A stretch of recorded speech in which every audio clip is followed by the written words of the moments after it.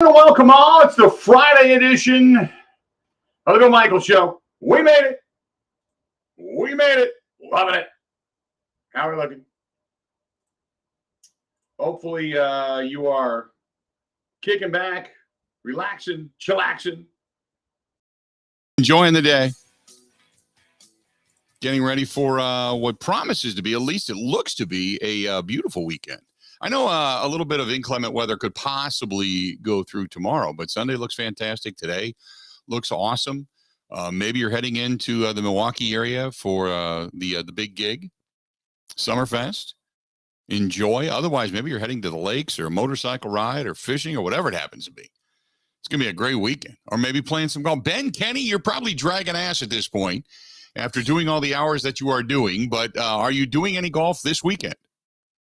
I don't plan on it. No, unfortunately. Okay. Little bit of travel. I'm tired. I've been playing a lot recently. I actually got out. We talked about this on Wednesday. I got out on Tuesday with my buddy when it was upper 90s, and we thought it'd be a fun idea if we just walked 9 in that setting. It wasn't that fun, but it did create show content, and that's what life is about, right? We saw some dudes without their shirts on. Right. So came in the next day. Oh, was that when you were talking about what you shouldn't do, where you shouldn't wear your shirt? No, it's places in society where we need to reform our code of ethics once it gets to 100 degrees. Okay. Where it should be acceptable to perform acts shirtless. Okay. And the golf course is one of those. Gotcha. I was wondering where that came from. I never heard the entire story. So now I've got more context to it because I'm thinking to myself, did this just come to you in a dream? Just dudes running around shirtless, all oiled up or something. I'm like, dang, Ben, is there something we need to know? So I'm like, where did this come from? Though now I get the context of it. There's a lot. Unless you're in a pool, that's about it. There's not many dudes walking around with shirtless bods. You know what I mean? And here's the other thing. I understand. I'm going to say this right now. I understand that we live in the northern climate. You cannot go shirtless anywhere else but poolside if you have the same skin tone as Ebo, because the man is transparent. And seeing somebody walk past you that looks like a whitefish that should be laying on a beach or a shoreline somewhere, that's not good. So because I said that to Ebo, I was like, dude, you need a tan, man. What are you, like a vampire? And he's like, hey, I got that, the Norwegian skin. I'm like, I don't care what it is. You need to darken that up a little bit. That's blinding. And how you and your wife find each other, she probably just reaches right through. You're like Casper the Ghost. You got to get some color on that.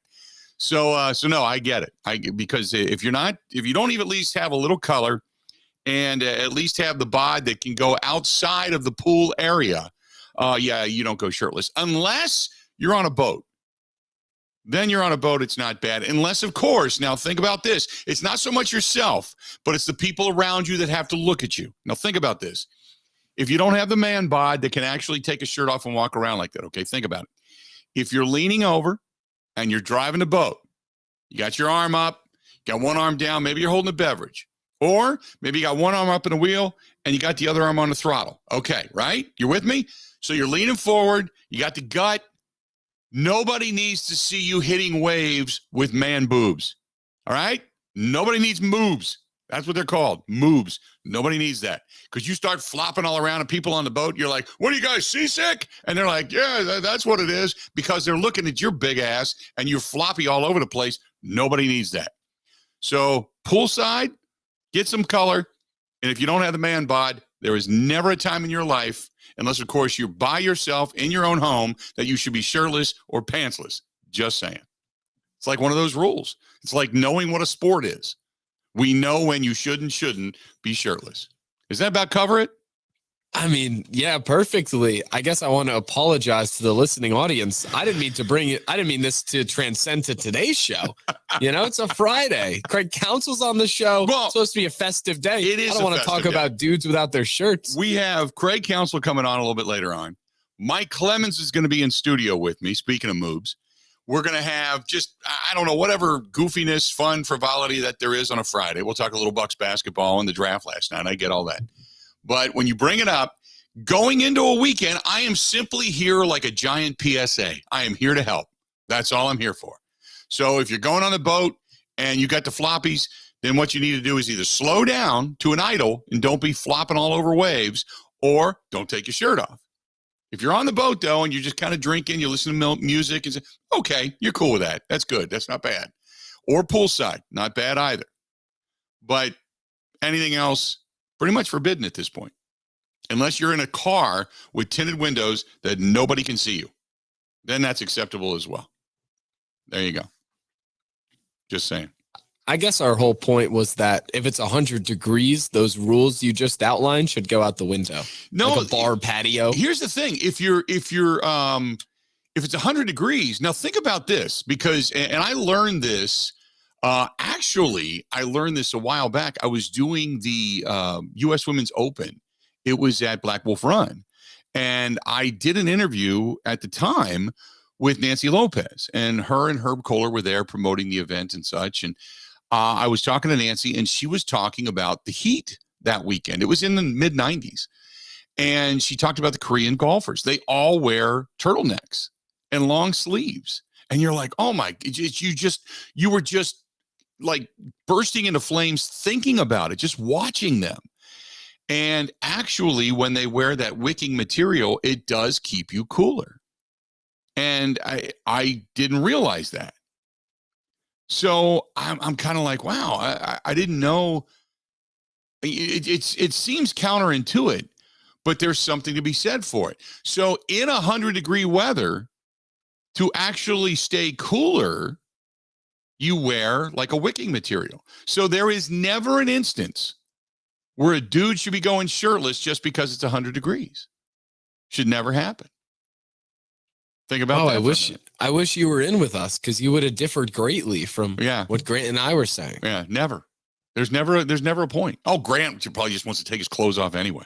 Just run around lacrosse. Oh, there's Grant Bills again.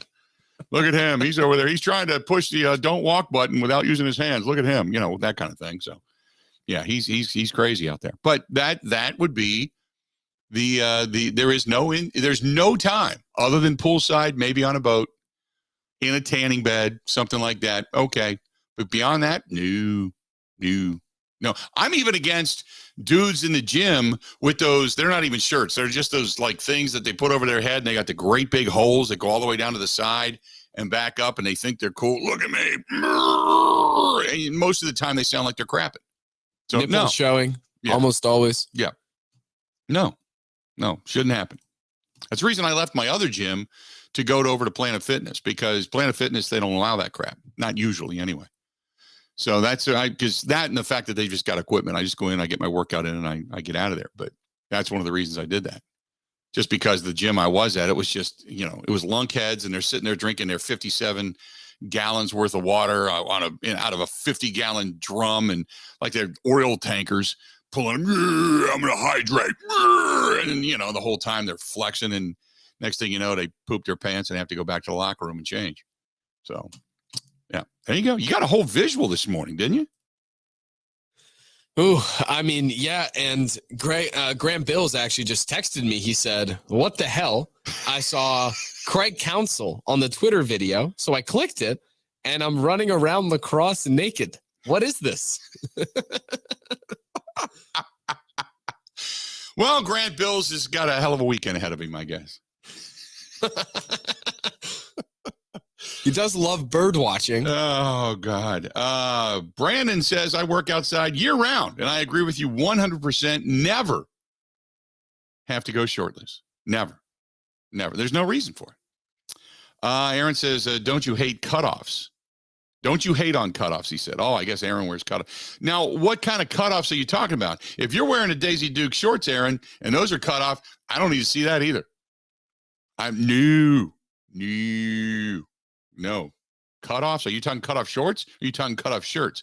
If you cut off the sleeves, that's one thing. Okay? I get it.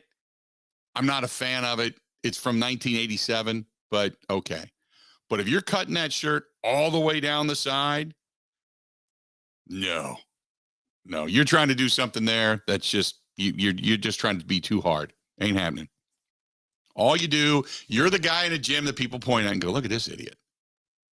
Because you probably look, if you think you got the bod for it in the gym, you probably look just as good in a regular shirt. Or if you really want to show it off, be man enough, wear one of those tight-fitting Under Armours. Then you can do that.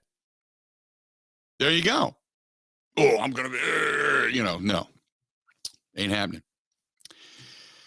Little Quipper over on Twitter has his undies in a bunch. Yep, it's a Friday. Mick says, holy crap, I had to pull over, spit coffee all over my dashboard. Grant Bill's trying to push the walk button without using his hands. Oh, what a visual. Well, Mick, I'm here to please. Do you know Grant? Oh, man. There you go. Zach says, hell of a start to the show so far. There you have it. Oh. What does Ebo talk about? Ebo talks about tanning naked parts, right? Yeah, Grant. Yeah, okay. Grant chimed in again. He said, I'm the naked one, but Ebo likes to post pictures of Ebo, tanning the under regions. I know. See, here's the thing with Ebo. He wears black shoes and black socks, which only accentuates the brightness of his pasty white Norwegian skin. If you're wearing white socks, you kind of look nerdy, with a different color shoe or whatever. But when you wear black shoes and black socks and you are as pasty white as him. Now, I know, where's he at? He's at camping somewhere. I saw him with a skillet and burgers out in the middle like the wilderness. Yeah, he's out. He's off somewhere. Definitely was not here this morning. We're going to see him on the next episode of Hunting Bigfoot. Hunted by Bigfoot. Hunted by Bigfoot. Yeah. He talks a lot about how I'm sure in the woods he could, he's man enough to go take Bigfoot. I think he's crazy enough to actually try to do it. Oh, God, that'd be great. What would be great is if somebody actually dressed up like Bigfoot and came running out of the woods as he was sleeping after him. And we were filming it. Or if he called into the show live as he was getting mauled. Yes, it's true. It's true. It's all about show content. It's true. Oh, my God. So we got off to a weird start today. There you go. There is never a time, ladies, you can concur with me, never a time men should go shirtless. Unless you got the man bod for it, never. Poolside, yes. On a boat, yes. Only if you're going slow. Other than that, never. Never. If you're at home alone, that's okay. But don't press it up against the window. That's all we ask. Passing cars, careening off the road, crashing into poles, fires starting, electricity's out, the neighborhood's gone awry, all because you stuck your gut on a window. Nobody needs that. Just throwing it out there. This one's from Matthew, who says, living up here in Viroqua, what do you think about Ernie going shirtless? Oh, my God. Nobody needs that. Ernie doesn't need that. Ernie, I heard that Ernie ran around his house a while back after coming out of the shower and got a glimpse of himself in the mirror, has now thrown all of his mirrors out the back door. They're crashed all over the grass in the backyard. Just saying. Let's do this. We'll still step away. We'll put the show back on the rails, come back, talk a little bit about last night, the NBA draft. Brewers get a win. And after the win, coming into today, how are you feeling about your Brewers right now? I got into this discussion last night. I had a good talk last night. I was outside. I had some neighbors that had walked over and just started talking Brewers baseball. And it was weird because it was like doing a talk show, but standing there in your driveway doing it. And it was because my question was, they're right now tied for the division lead. For all the problems they've had, they're tied for the division lead. What are you complaining about? So we're going to get into that. We'll get into that discussion. But when we come back, the NBA draft last night, John Horst discusses their draft choice, what it is they were trying to do, what it is the Bucks are heading for. Stay tuned. Got a whole lot more of the Bill Michaels Show. It's all coming up right after this. Ready? This is the Bill Michaels Show on the Wisconsin Sports Zone Radio Network. The Thunder is back and you don't want to miss it. June 30th through July 3rd. It's the NASCAR Cup Quick Trip 250 and the Xfinity Series Henry 180. For tickets, go to roadamerica.com.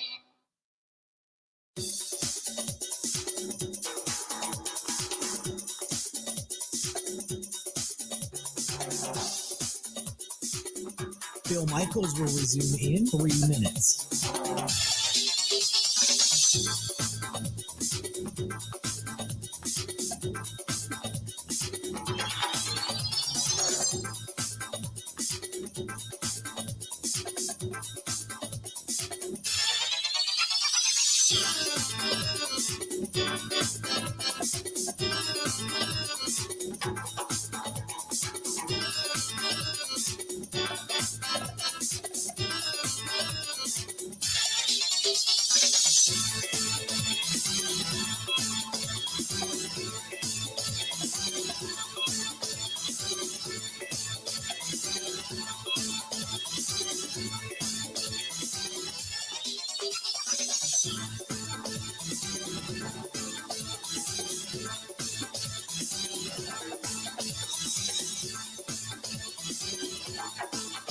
Bill Michaels will resume in 2 minutes.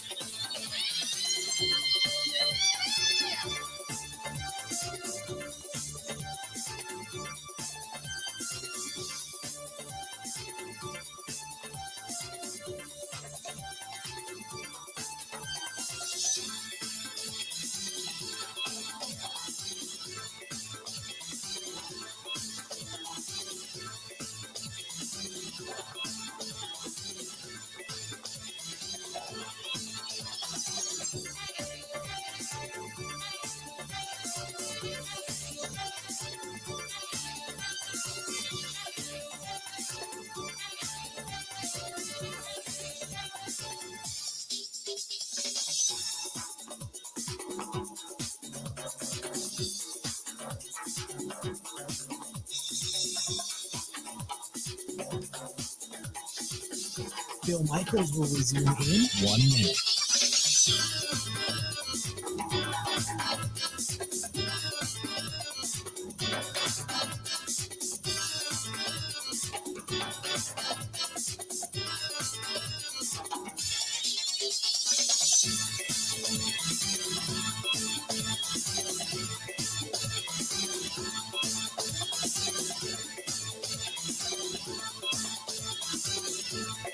Bill Michaels will resume in 30 seconds.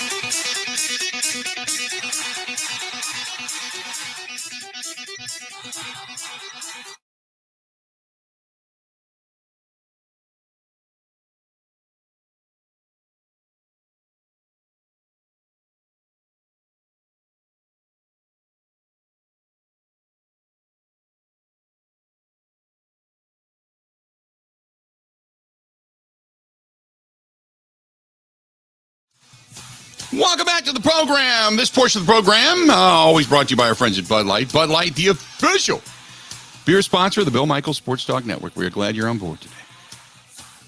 Glad you are on board today. Look, we got off to a weird start. I agree with that. Nothing wrong with that. No problem. But good to have you on. 877-867-1670. 877-867-1670. You want to hit us up, feel free. Again, 877-867-1670. That's the way to find us. Best way to find us.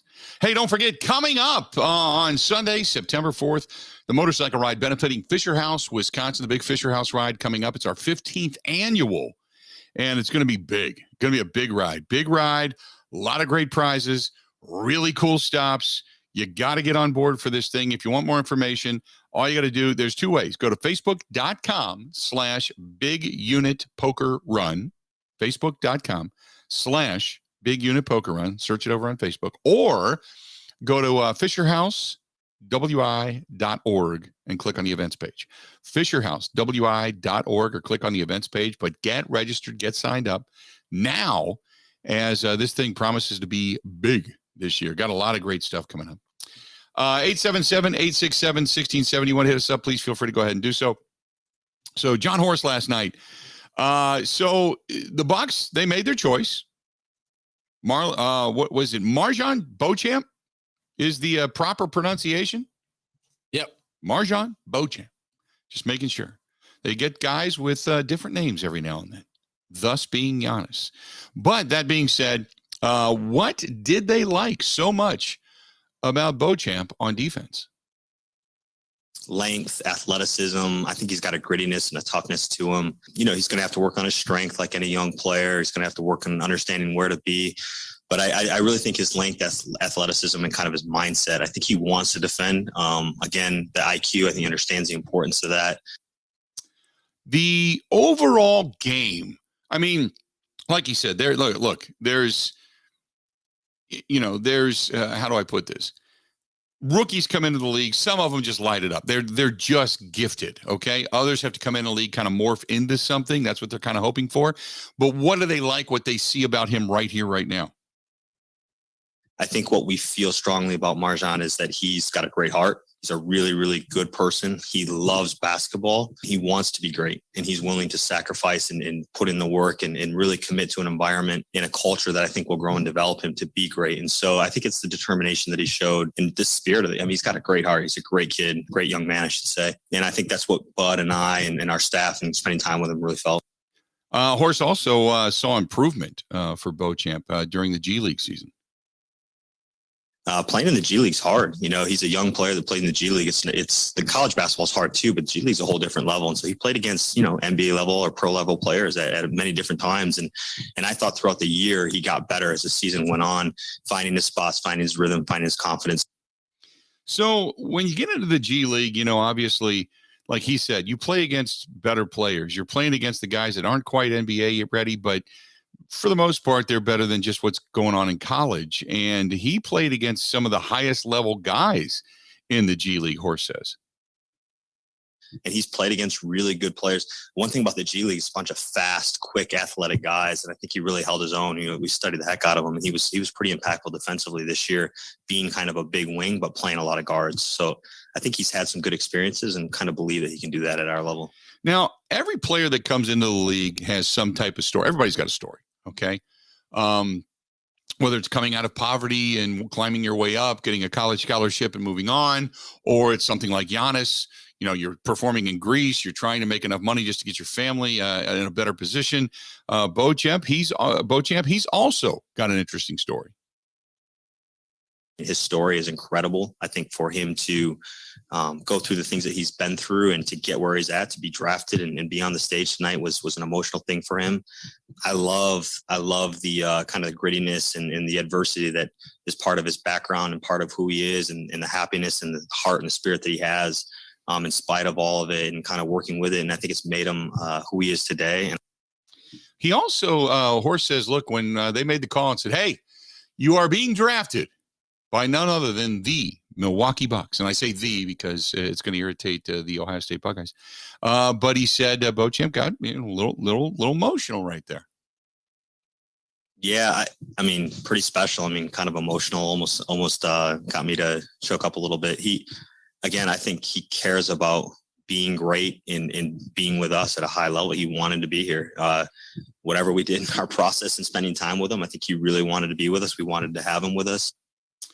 The commitment to him, now we'll wait and see, because obviously he's been a G League player. You would assume being drafted by the Bucks, he is going to be a roster guy. I mean, it doesn't necessarily guarantee you that if they feel he can continue to develop in the G League, and he's not going to get a lot of playing time up in the NBA. But he says they're committed to helping him get better, whether he plays this year or not. Whether they're playing in the games or not, we have a great system where guys get better in our system every single day. And we're all committed to helping Marjan be the best that he can be. That could be minutes for our team early, or it might be a lot of G League. I think that's to be determined. But we wouldn't have used a very valuable asset, as we talked about the other day, on a player if we didn't believe that he could figure it out with us.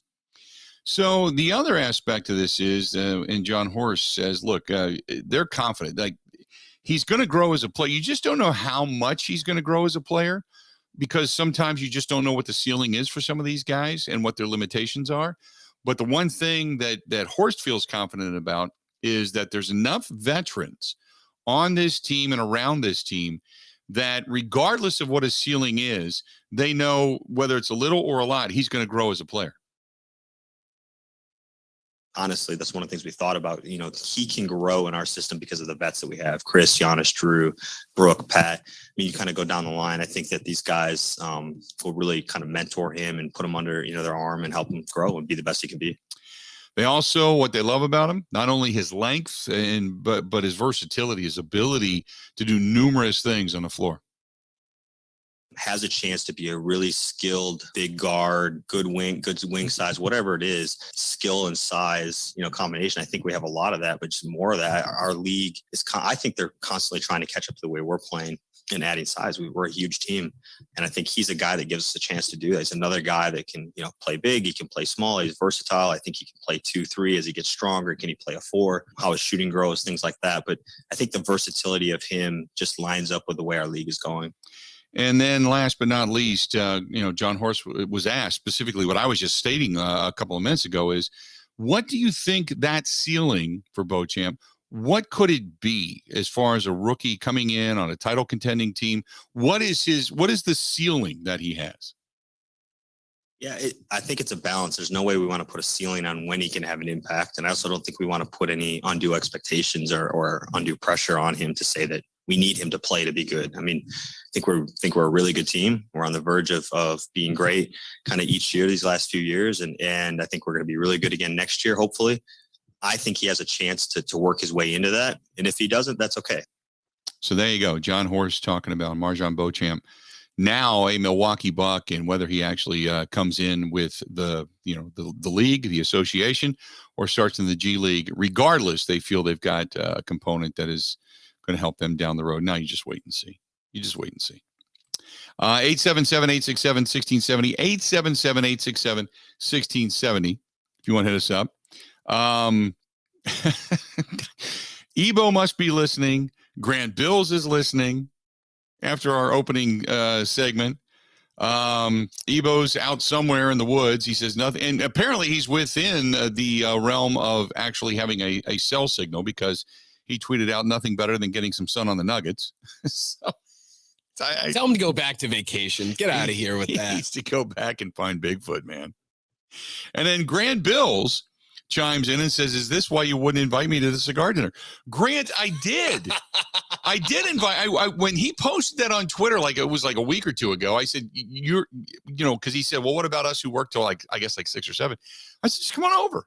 Come on over. My guest. Dave Carney was my guest. I told them at the door, Grant Bill's probably going to come over. Grant never showed up. So Grant, you missed the opportunity. Did he? Is that what he did? Okay. He was fishing without his shirt on, apparently. But yeah, no. So we're going to be back. We got a golf outing I think it's Cedar Creek coming up. I think it's August. And then we're back at Celebrations in September for the last cigar dinner of the year. So we got 2 more visits to La Crosse. So Grant, you have opportunity. If you want to be my guest, Grant, I will invite you. I will put you on the guest list, and you can get into what are otherwise sold out events for the cigar dinners that we do throughout the state. But you will get in. You will get that special privilege. And I do this for Grant because there are times when I'm gone, Grant has to fill in, and he works for me. So good stuff. By the way, Dan says, nice day for a bourbon and a cigar. Dan, you are 100% correct. 100% correct. Last night, like I said, we had a few of the neighbors that were kind of out and about, kind of BSing last night when we got home, talking some baseball. And we'll talk about that coming up. But ended up going over to Joey Albanese's yesterday. You talk about a turnout. Holy mackerel. They had cars up and down the streets yesterday for bocce ball. Holy moly. Ben, did you know that it's almost any team sport. People look for uniforms.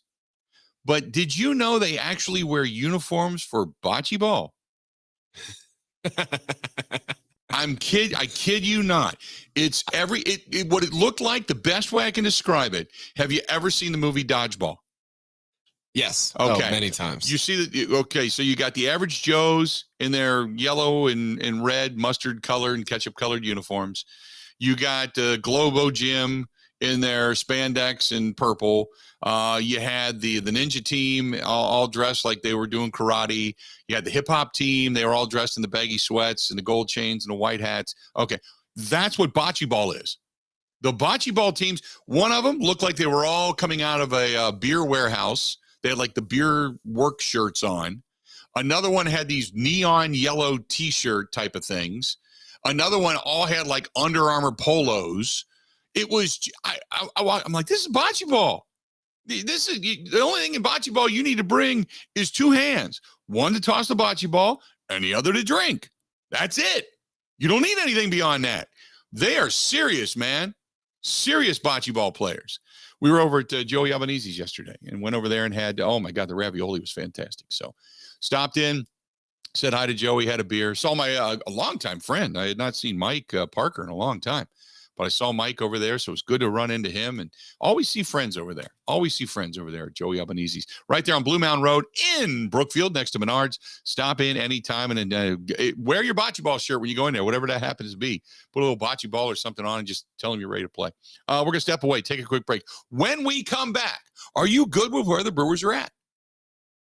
Think about that for a minute. Are you good with where the Brewers are at? Coming up later today, Craig Counsel is going to be joining us. Also, in the third hour of the program, Mike Clemens live here in studio as well. Stay tuned. We got a lot more of the Bill Michaels Show. It's all coming up next.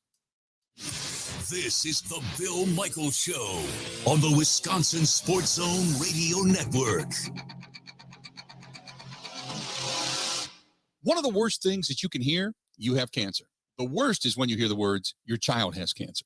When a child is diagnosed with cancer, it changes their world. Sometimes they can't even do things that they really love, like playing soccer, riding a bike, going to prom, attending school. Children with cancer spend a lot of time away from others. Time in the hospital, treatments, tired, nauseous, and they feel isolated. That's where Special Spaces Wisconsin steps in. They provide these children with a special space where they can not only sleep, but they can play, they can heal, they can spend time away from the challenges of their illness. It's a customized bedroom designed just for them. How about a princess castle or pirate ship or a sports themed bedroom? They transform that child's existing bedroom into a place that only he or she can imagine. A place for them just to be a kid. This effort is done with teams of dedicated volunteers and sponsors, just like our friends from Pella Windows and Doors of Wisconsin and all the community partners. If you'd like to find out more or to donate, go to specialspaces.org. That is specialspaces.org.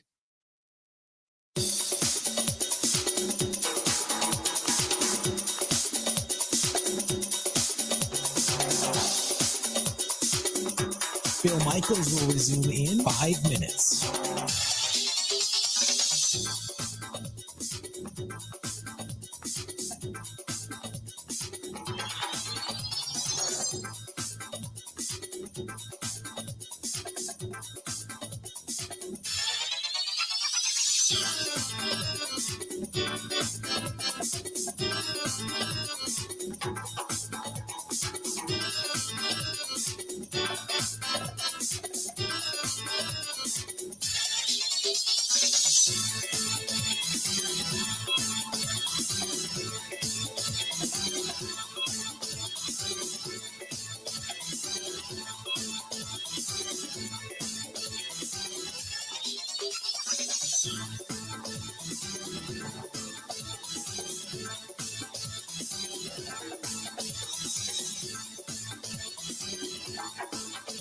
Bill Michaels will resume in 4 minutes.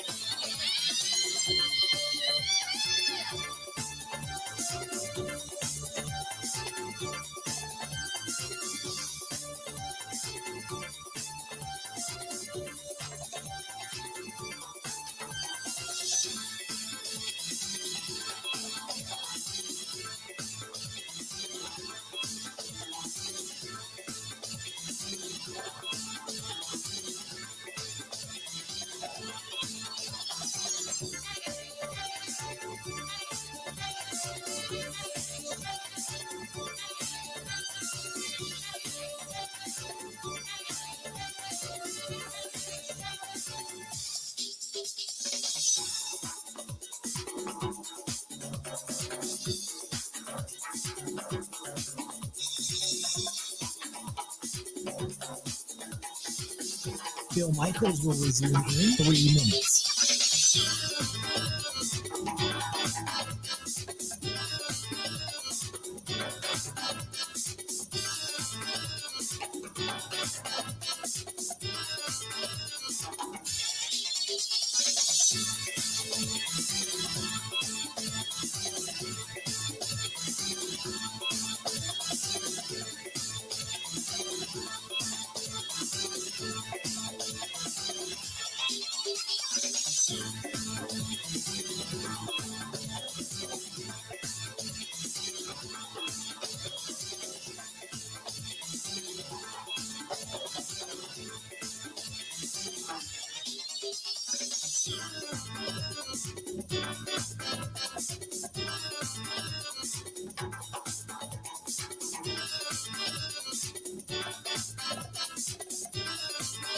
Bill Michaels will resume in 2 minutes.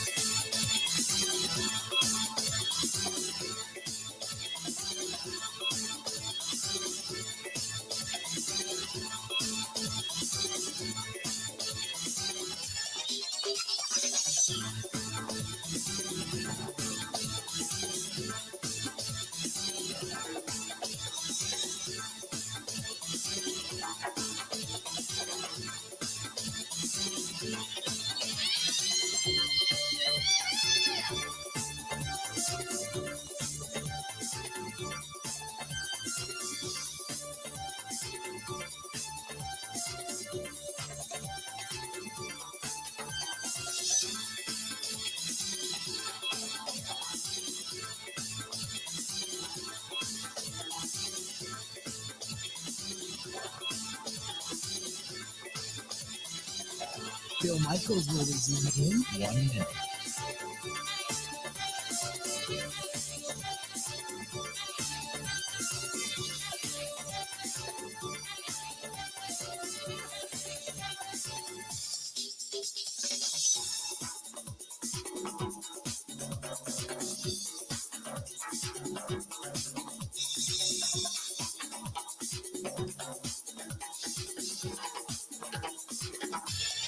Bill Michaels will resume in 30 seconds.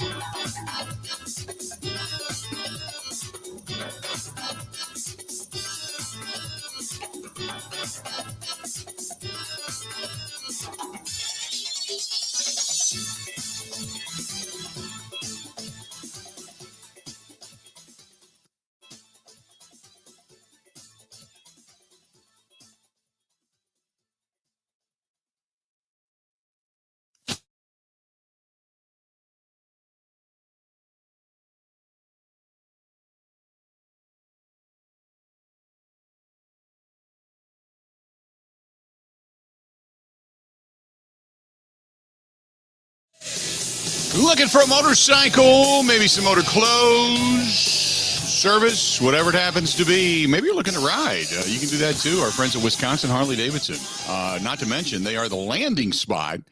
Come our Labor Day weekend ride, and you will see Rebel Grace, and which will be playing as we arrive. And then playing our after party is going to be Hairball, and I cannot wait. But go to Wisconsin HarleyDavidson and check out all that they have to offer. WISHD.com is the website. WIS, WISHD.com. That's WISHD.com. And they are Wisconsin's best Harley-Davidson dealer. Right there in Oconomowoc, Wisconsin on Highway 67, just south of 94, right next to the brand new Dockhound Stadium. Stop in, see my buddy Craig, the GM over there. Tell him Bill Michaels sent you. And don't think you won't get a little bit of a deal. I'll tell you that right now. Get a little bit of a wink and a nod. You know what I'm saying? So stop in. That's Wisconsin HarleyDavidson. Go to wishd.com to see all that they have to offer. So 2 questions. First of all, this weekend is the City Connect uniforms, the new Brew Crew light powder blue uniforms. They have come under, for the most part, a positive reaction. Why are people so upset that they're not wearing the traditional uniforms, Ben? Why do you think? Is this just the get off my lawn crowd? I hate to put it that way because people label me that way every now and then. But And anytime somebody disagrees with you, that's what they call you. Get off my lawn, whatever. But I think it's cool. I think it's another way to market. I think it's another way to draw interest. Younger fans, maybe. I have no idea, but I don't have a problem with it. Do you? No, I don't. As long as the uniforms aren't hideous. And these are, I would not call these hideous. No. Like, I don't want them to wear them constantly by any means, but those days where they wear something different is cool. There are some teams, however, their alternate jerseys are absolutely disgusting. Then I have a problem.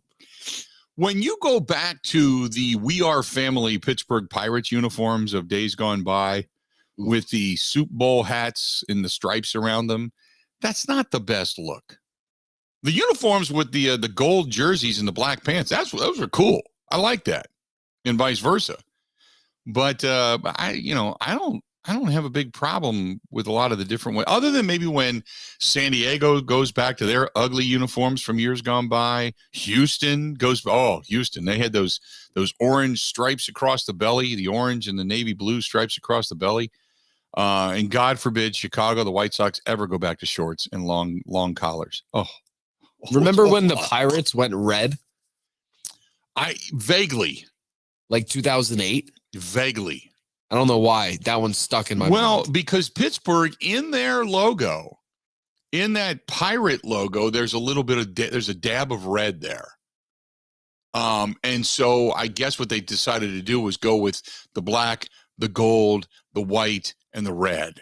Why they did red, red has never been associated with the Pittsburgh Pirates, but they decided, you know why? Because they wanted to sell jerseys. That's why. That's why every franchise has, during St. Patrick's Day, green jerseys. Then they sell out of them at the spring training facilities. Oh, I got to get me one of those. It's St. Patrick's Day. Yay. That's why because of marketing, because of salesmanship, so to speak. But I have no idea why they went to the red jerseys. The best, I don't want to get into the whole best uniforms ever. I mean, I love the fact that even though the Yankees are the evil empire, the Yankees are the Yankees. They really don't change a whole lot. The Dodgers are the Dodgers. They don't change a whole lot. Except their players' facial hair. Except their players' facial hair. You are correct. Free Johnny Damon. Still mad about that. The Red Sox, they're the Red Sox. They're traditional. They're not going to stray too far from that. Cincinnati, being the first Major League Baseball team ever, they morphed. They've morphed their uniforms over the years. I like the ones going back to the days of Ted Kluszewski, when you had the button-ups, the kind of wool-looking button-ups with the sleeves cut off on those with the black sleeves from underneath. So the shirt was kind of like sewn into another shirt. Those were pretty cool. I like those.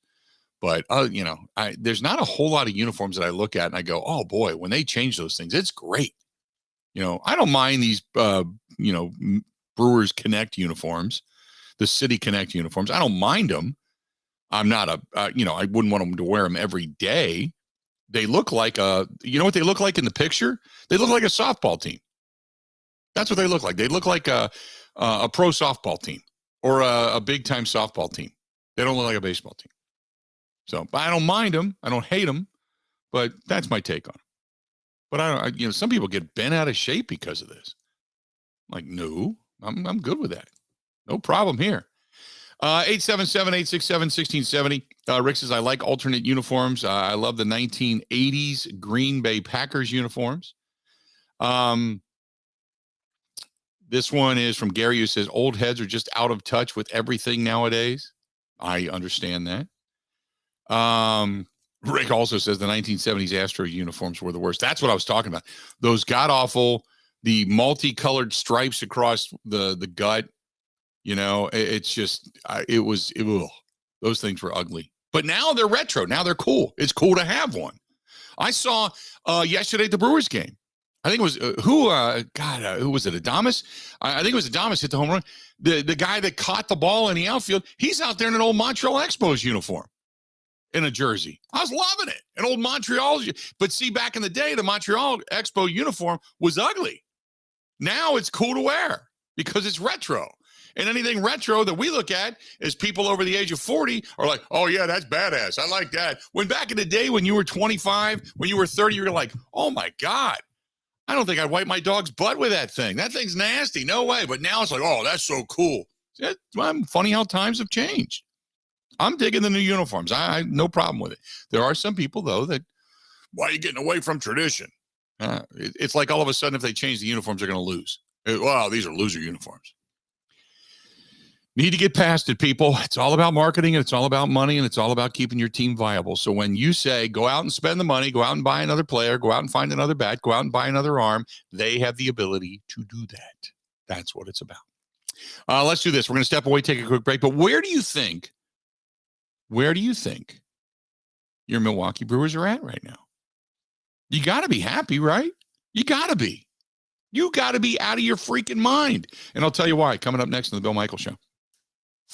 Covering Wisconsin sports like a blanket. This is the Bill Michaels Show on the Wisconsin Sports Zone Radio Network.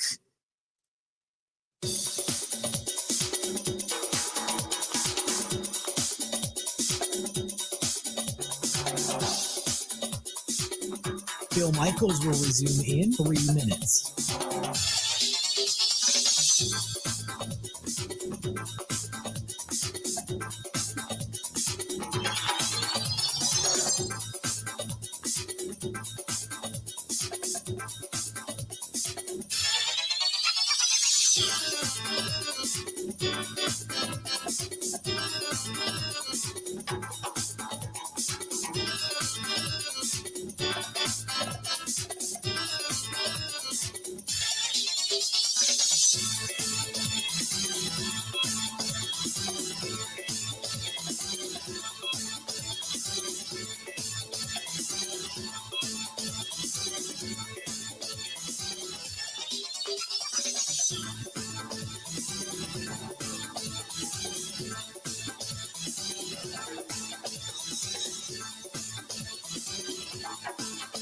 Bill Michaels will resume in 2 minutes.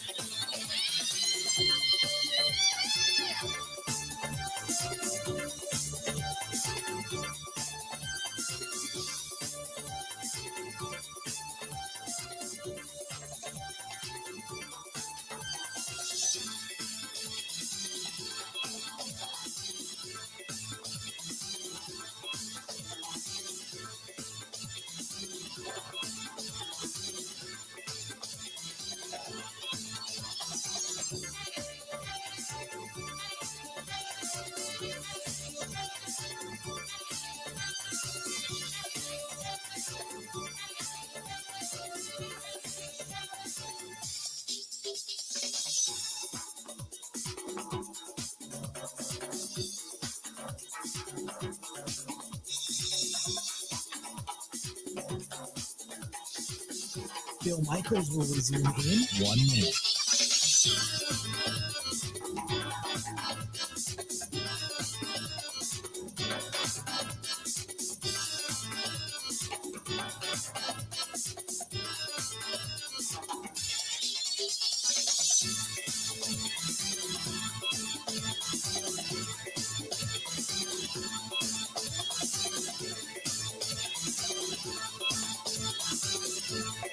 Bill Michaels will resume in 30 seconds.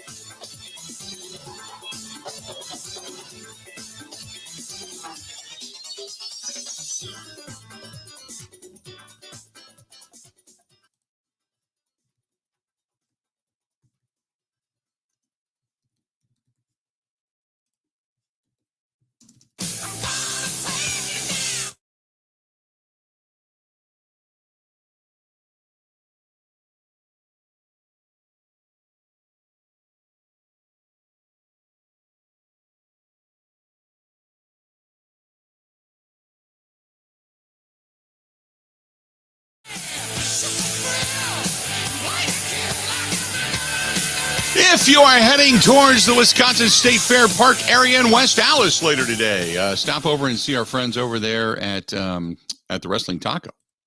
Good Friday. Good Friday for you. Wrestling Taco, good stuff. Stop in, tell Marcus, Nicole, go in and maybe watch the Brewers game, whatever it happens to be. Go in and load up. Margarita sounds good today.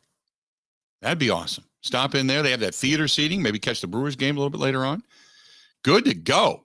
That's our friends over there at the Wrestling Taco, 84th Street, a couple of blocks south of the Wisconsin State Fair Park. Really good food. They open up at 4:00. Stop on in, grab yourself that early happy hour margarita, get yourself some good food, and then boom, start your night. That's our friends at the Wrestling Taco. Good stuff. What is this one? Let's see here.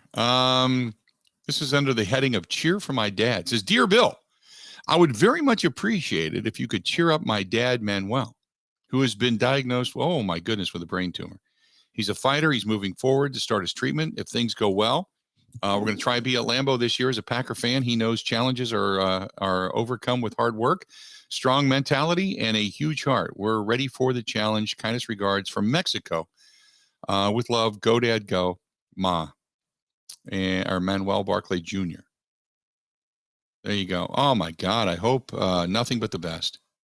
Manuel, I hope nothing but the best. When you come up and he beats this thing, you get a hold of me, and we're gonna say hello and give you a hug at Lambeau Field, okay? But oh my goodness, you can do this, Manuel. You can do this. The whole Packer Nation's cheering for you, my friend. Get over the brain tumor, get past it, and then come back to Lambeau Field real soon, okay? Boy, I just opened it up and started reading it. Breaks my heart. But he can do this. We got this. Good to go. 877-867-1670, 877-867-1670. So here's the question. I'm standing out last night. I'm talking to a couple of neighbors, and one neighbor is like, oh, big win last night for the Brewers. Big win. Great win yesterday. Okay. Or, earlier in the day. And I said, yeah, it was good. Good 5-4 win. Good fight back. Split the series with the Card. They should have had that. They should have. Another neighbor. They should have had that. Boy, they should be leading by so much. They're gonna watch this thing slip away. They're not gonna win. They're not gonna go to the postseason. They're not gonna. I'm like, whoa, where's this coming from? So you got one neighbor on one side of me saying how great this is, and the fact that realizing where the Brewers are at, kind of glass is half full, and the other neighbor saying, Counsel's not making the right moves. The bats are terrible. Stearns isn't doing anything. Mark Atanasio's cheap, not going a game until they go out and spend big money. And I'm trying to talk to them. I'm like, wait a minute. They spent money on Christian Yelich. Was that not a good move? No, of course not. I said, was it a good move at the time? That day when you heard that Christian Yelich signed for a pretty good deal, what were your thoughts? Well, it was great. I said, exactly. It was great, but at the time, but who knew he was going to be this bad? I said, exactly. So they did spend money. It just didn't turn out the way you wanted. They did spend money. They picked up Colton Wong. Now, Jackie Bradley Jr. was a dismal failure. Apparently, he's got astigmatism, and they're fixing that. It's kind of like when they had to go to Wild Thing in the movie Major League. Suddenly, he could see home plate, and he started throwing the ball like nobody's business. Same thing with Jackie Bradley Jr. So I'm kind of like, well, I understand the pessimism to a certain extent, but all is, it's not a giant black cloud hanging over Lambeau Field. Come on. It's also not, the scent of roses coming out of my rear end every time I go to the bathroom. I understand that, but it's not doom and gloom. For all the injuries, when you start listing them, Narvaez was down, Wong down, Adames down, Urias started the season down, Lorenzo Cain having a rough year and ultimately being DFA'd, Hunter Renfroe down, Woodruff down, Peralta down, Ashby down. I mean, you start going through this list, and had I told you that all these guys would be injured this season, there's no way in hell you would think that this team would be sitting right now tied atop the division, right? So can you not give them the credit for that? Craig Counsel the credit for managing through that? That I look at it as glass is half full. Maybe I'm just an optimist. Who knows? But in the grand scheme of things, I'm thrilled with where they're at right now. Thrilled with it. 877-867-1670. 877-867-1670. This is from Jason, who says, glad to see the Brewers are still on top, or at least, and they've got, comma, or at least tied. The Brewers are doing their thing correctly right now. Wait for everybody to get healthy, then make a deal, and this team will be just fine. Okay. I like the optimism. On the other hand, Joe says, Craig Counsel needs to do more, push better buttons. Not a fan of always using Hader just in the ninth. He can get more outs in the eighth. They've pissed away a couple of games because Devin Williams and some of the other scrubs, as he calls them, can't get the outs necessary to get to Hader. Also, Hader taking time off, is that really necessary? Come on. His wife was ill with their child, and then he had his first child. Of course it's necessary. I'm going to venture to guess that you're over the age of 40. I hate to put you into my category, but Joe, I would venture a guess that you're over the age of 40. If I'm wrong, let me know. Are you doing is this men are men type of thing? Come on. He goes on to say that Christian Yelich has been a disappointment. He gets a couple of weeks worth of hitting, and everybody tends to forget about all the strikeouts that he's had along the way. What the hell? They're paying him to be a home run hitter, not a slap hitter, and not a leadoff hitter. They're not getting their money worth. Finally cut bait with the loser Lorenzo Cain. Tyrone Taylor's not the answer. Why can't anybody else see this? That's from Joe. Joe, look, I don't necessarily disagree with everything you said, or maybe the severity with which you said it. But some of the things, it's like, come on, man. Come on. What the hell's wrong with you?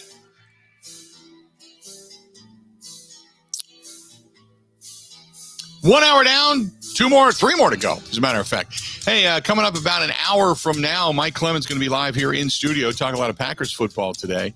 And then 3 hours from now, hang in there, manager of your Milwaukee Brewers, Craig Counsel, is going to join us today, too. Stay tuned. This portion of the program brought to you by our friends over there at New Mam Medical, treating guys with ED all over the state of Wisconsin, well beyond the borders. One phone number, though. 414-455-4451. ED, low T, or maybe, just maybe, could be something to the effect of the all-in-one weight loss program. Maybe you need that, too.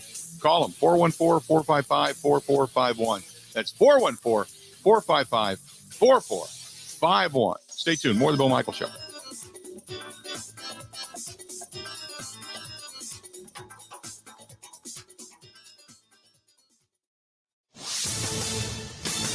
This is a Wisconsin Sports Zone update. Well, the Brewers are back in a tie for first place in the NL Central with St. Louis. That's after they got a 6-4 win over the Cardinals yesterday to salvage a split of that 4-game set. Tyrone Taylor had the big hit, a 3-run homer to give Milwaukee the lead. Jason Alexander got the win by going 5 2/3 innings, giving up 4 runs, striking out 5. It wasn't a dominating effort, but manager Craig Counsel says what Alexander has done since injuries ravaged his starting rotation is remarkable. He gives a chance to win again, and he's done that every time he's pitched. For the situation we're in, to call on a guy and he's delivered 5 starts and giving you a chance to win, and every single day he's taken the mound, you can't ask for anything more than that. Helping Alexander get the win were 3 1/3 innings of shutout baseball from relievers Brad Boxberger, Devin Williams, and Josh Hader. Milwaukee now going to welcome in Toronto for an interleague series starting tonight at American Family Field.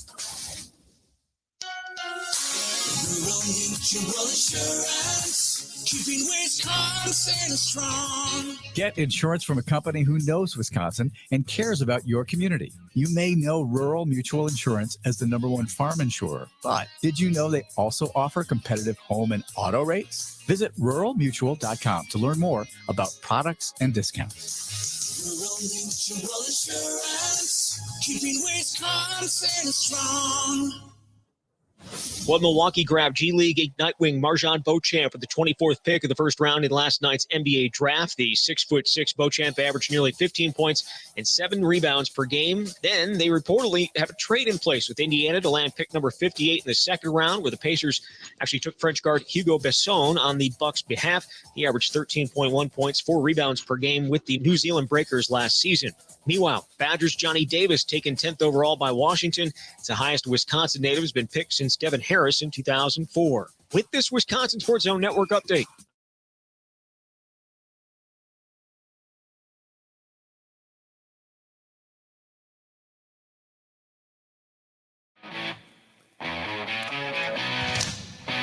Hour number 2 of the Bill Michaels Show. How are we looking? Good to have you. Welcome to those of you joining us all throughout the great network, all throughout the great state of Wisconsin. Hi to Mike and the gang that stopped in yesterday over at Buzzard Billy's, which I was mentioning Buzzard Billy's. I told Buzzard Billy's they should be one of our, because we don't have a lot of sponsors like out of the Milwaukee area where I am. As far as some of our on-site stuff, that just help us out with some of our on-site broadcasts. I said, no, our friends at Buzzard Billy should help us out. We need a few more from, we got Dwayne, our buddy Dwayne from Wausau that's on board. He does a great job for us and helps us out, and a lot of the bars and restaurants and such here in the area in which I live. But I said Buzzard Billy, you guys should give us a shout. Give us a hand. And they kind of looked at me and said, maybe we will. Not bad. Not to mention they got good margaritas over there. That's another reason. It's a place for us, Ben, when we go over to La Crosse to imbibe with one Grant Bills. We'll take Grant to dinner so he doesn't feel so alienated. We need to get to Eau Claire, too, so Dan Casper gets some love. Dan Casper is another one of the guys on our network. There you go. Ben, you alive? You good? I am alive. Okay. Good is a separate whole conundrum. So how many hours have you now worked? In the last 2 days? Yeah. Yesterday was 5:15 a.m. to 7:15 at night. More like 7:30. Okay. And then today I got here at 5:15. That's a lot. We're making it. Yeah, that's a lot. So when you get off the air today, you're done, right? When we're done at 2:00 Central Time, you're done, right? Yeah, I probably have another hour of work, the podcast and other stuff, and then I'm sprinting to the airport. Okay. Oh, that's right. That's right. Well, hopefully nobody's listening. That of importance to where you're headed off to. Yeah, I forgot. That's the hope. Forgot about that. Gotcha. Okay. When I asked you if you were golfing this weekend, I completely it slipped my mind that's what was going on. So there you go. 877-867-1670, 877-867-1670. If you want to give us a shout, the phone line's wide open. Rick says, is Pizza Del Rey still open? Pizza Del Rey, I think, just reopened, if I'm not mistaken. In Eau Claire? Pizza Del Rey, I think, reopened in Eau Claire. Our girl Lynn up there, she's the GM up there. I'm sure she's scouting out a few places for us.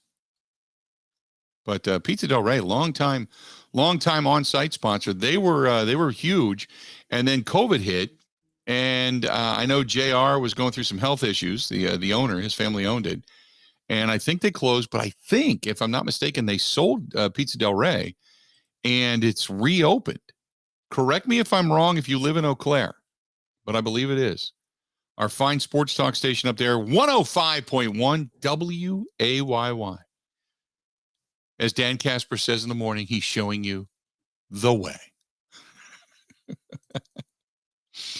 What else do we got? So going back to the Brewers discussion, look, where the Brewers are at right now, and see if you chime in with me on this. The Brewers right now, they are tied atop the division. They have had numerous injuries. They've had 2/5 of their starting rotation gone. And we don't know when it's all going to come back, for sure. They've had positional player-wise injuries. They have had a subpar year up until he ended up becoming the leadoff hitter out of Christian Yelich. Bad year out of Lorenzo Cain. An up-and-down year from a backup guy like McCutchen. A little bit of power out of Renfroe, but he went down and he was on the IL for a while. You're hoping to get the most of what you can when you talk about backup outfielders. Tyrone Taylor, now he's going to get some time to shine. At times, he has shown that propensity to do so, but you just hope that he can continue to do it.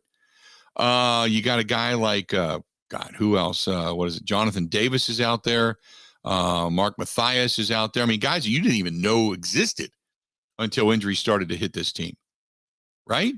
So that's kind of where you're at. And when you look at the guys that have been up and down, and Adames was hurt, Urias started the season hurt, Colton Wong has been injured. You're hoping he can come back at some point, sometime soon with that strained calf muscle. Just so. I mean, Aaron Ashby's gone down, Freddie Peralta's gone down, Brandon Woodruff gone down, Luis Perdomo has gone down. All those guys. You had Josh Hader. When his wife had fallen a little bit ill, he missed one of the road trips. And then in addition to that, obviously on paternity leave, he's been gone a short stint. So, I mean, all of this has happened. And this team is still sitting there right now, tied with the Cardinals. They're 40-32, same as the Cardinals, 8 games above 500. Wouldn't you take that? In a heartbeat, you would. Because then as guys begin to return and your pitching begins to return, you're kind of fortified. Now, you probably are going to need both an arm and a bat. Depends on what size deal you make, or numerous bats. But I'm pretty happy with where the Brewers are at right now. Some people aren't. I don't know what else to tell you. What did you expect? That all these guys were going to go down and they were just going to continue to plow through the National League Central, 15, 20 games over 500. They were going to be the Yankees sitting there with 52 wins and 18 losses on the season, dominating their division. I mean, the Yankees are up 12.5 games. By the way, here comes the Toronto Blue Jays, who are trailing the Yankees right now. And the Blue Jays, no slouches. They're 39-30. They may be 12.5 games behind the Yankees, but they're 39-30. The Brewers are 40-32.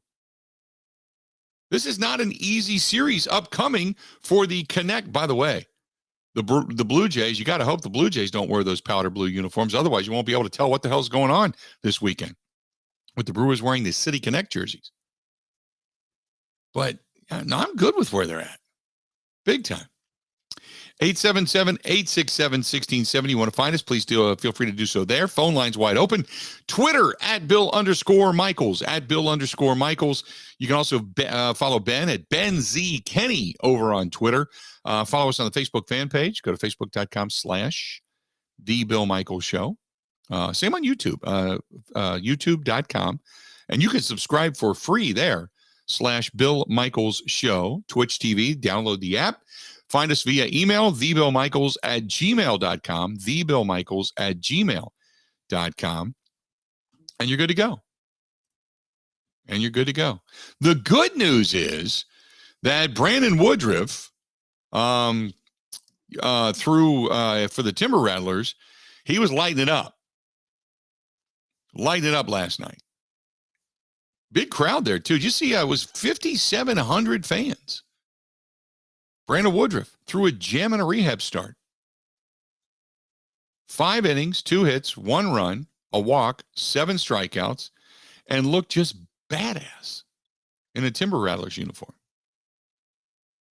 I like the Timber Rattlers uniform, too. I'll wear the Timber Rattlers pullovers every now and then that they gave me last time we did our show up there. But yeah, he looked good. So there you go. Maybe, just maybe, Woodruff is going to kind of triumphantly come rolling through the gates sometime soon. Cross your fingers. I do have one little problem with the Woodruff thing. What's that? I was watching the highlights of that game, and that umpire was giving him like 7 inches off the plate in either direction. So he struck out 7 guys, but like, come on, what are we doing here? We don't need to just start handing this guy more strikeouts. Mm-hmm. Well, yeah. The couple of strikeouts that I saw, they were corner biters. There was one that was high and tight that was a swinging strikeout. Another one was a breaking ball, a swinging strikeout, a swing and a miss. They did give him a little bit of leeway, but it wasn't like it was dramatic. Right? I think there should be an asterisk on this start. God.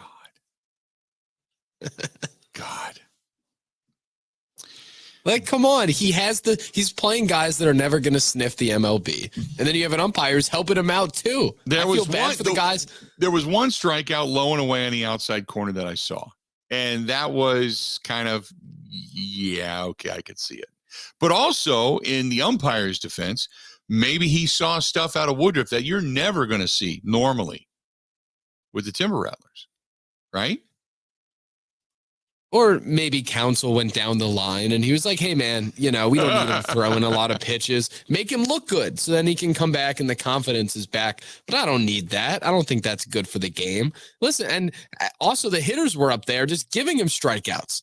Maybe the other team was in on it too. Yeah, let's give this guy good numbers so then everyone feels good. He'll come back. And then the first start, he'll have a real umpire back there and he doesn't get those pitches.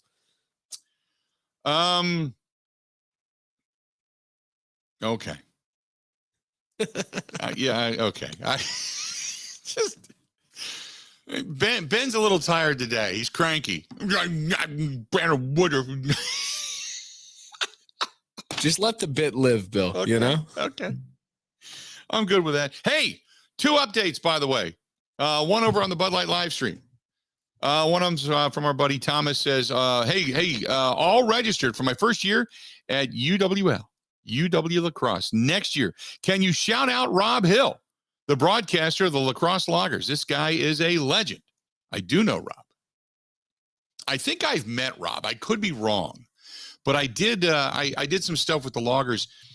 First pitch. I threw out at the first pitch a couple of years back, and I think I met Rob that day, if I'm not mistaken. If I did not, then I'm an idiot. But I know I've heard Rob, put it that way. So yes, I do know Rob Hill and I am familiar with his work, but I think I'm terrible. I'm great with faces, terrible with names, but I believe I met Rob, at least said hello. But Rob Hill, shout out. There you go. Thomas says, give you a shout. You're a legend. And then we got an update from our friends at Pizza Del Rey in Eau Claire. Says, Jeff says, they have been bought. They're remodeling, but they're not open yet. Well, when Pizza Del Rey is open, you let me know. And hopefully it's the same pizza because I'll be up there face first. What was that? What was the guy's name in Austin Powers? I'll be up there like fat bastard sitting in a corner. In my belly. As long as they got rid of that freaky ass clown. They had that clown machine in there. To this day, it haunts me. It haunts me. There was I don't know what it is, was a vending machine. And if you've ever seen this, let me know. It's a vending machine and it's got like the creepy clown from It in it. It's just not quite that creepy, but it's right on that level. And I was sitting in there one day. I was visiting Eau Claire. I went in there one day and I'm sitting there. I'm by myself in the room. And I guess this thing activates every so often. I never saw it activate any other time. But I'm there by myself and the thing starts going. Freaked me out. I had to leave. I go in and ate pizza in my car. Had to leave. Just scary looking clown thing. If that's still there, thing's kind of legendary. I'd hate to get rid of it, but it kind of freaks me out because wherever they put it, if they put it in like some storage facility somewhere, that whole place is going to be haunted by the time it's all said and done. I believe in that. That clown is just freaky looking, man. So you let me know when they reopen it. They still have that freaky ass clown inside Pizza Del Rey. 877-867-1670. 877-867-1670. You want to hit us up, feel free to go ahead and do so. Give us a shout. Stay tuned. A lot more of the Bill Michael Show is coming up. Covering Wisconsin sports like a blanket. This is the Bill Michael Show on the Wisconsin Sports Zone Radio Network. Things in Wisconsin that are meant for each other. Beer and brats. Now you're talking. Chicago and playoff losses. Delicious. Sunshine in Pella windows. Gina Della from Pella. 44% more natural light enters your home when we install our innovative hidden screen. Available exclusively on Pella 250 series single hung, double hung, and sliding windows. It's super easy and sleek. The window screen folds away when closed, keeping it clean from the elements and preventing bugs from entering your home thanks to a tight seal. Best of all, you and your home get to bask in all of that extra sunlight. Yeah, but the wear and tear from opening and closing screens. It was designed and tested to last 9,400 cycles, the equivalent to opening and closing it every day for 25 years. Man, that's got to be expensive. Choose 0% financing for 72 months or a free upgrade to the hidden screen in our 250 series. Whoa, I need to jump on that now. Visit PellaWI.com today. Certain restrictions apply. See Pella Experience Center for details.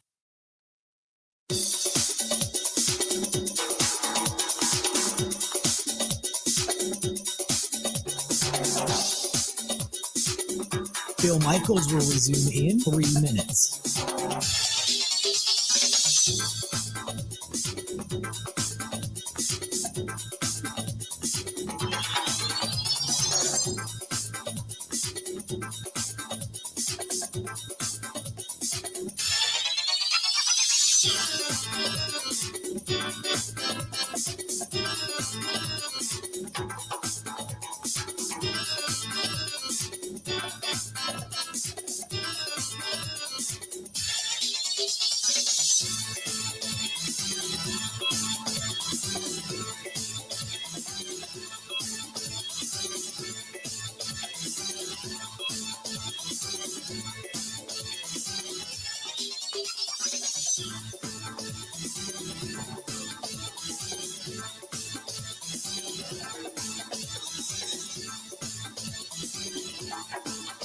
Bill Michaels will resume in 2 minutes.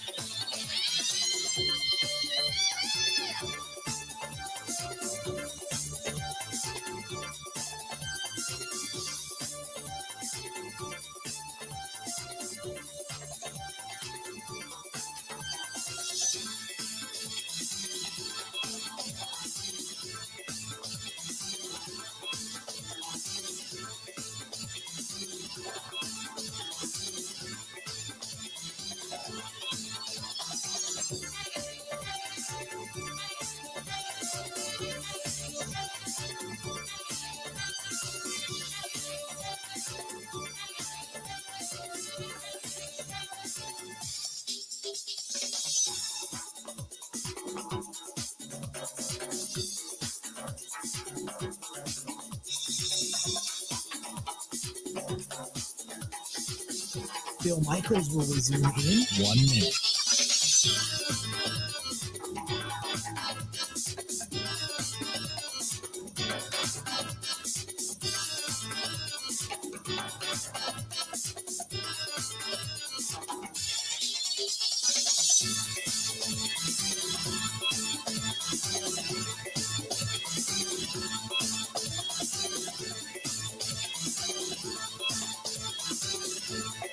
Bill Michaels will resume in 30 seconds.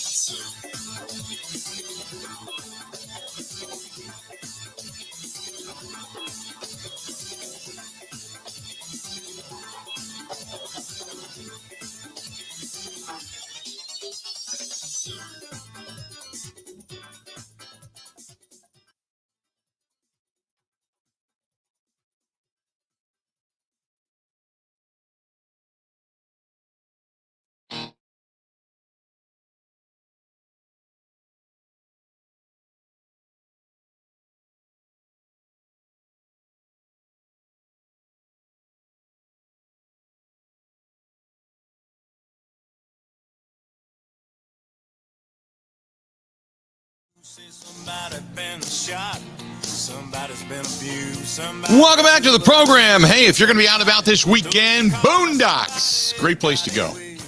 Great place to go. And if you're going to be out on a night like tonight, man, sit out on that patio. County Road K in Oconomowoc. Great barbecue, salads, whatever it is. They always have music over there as well.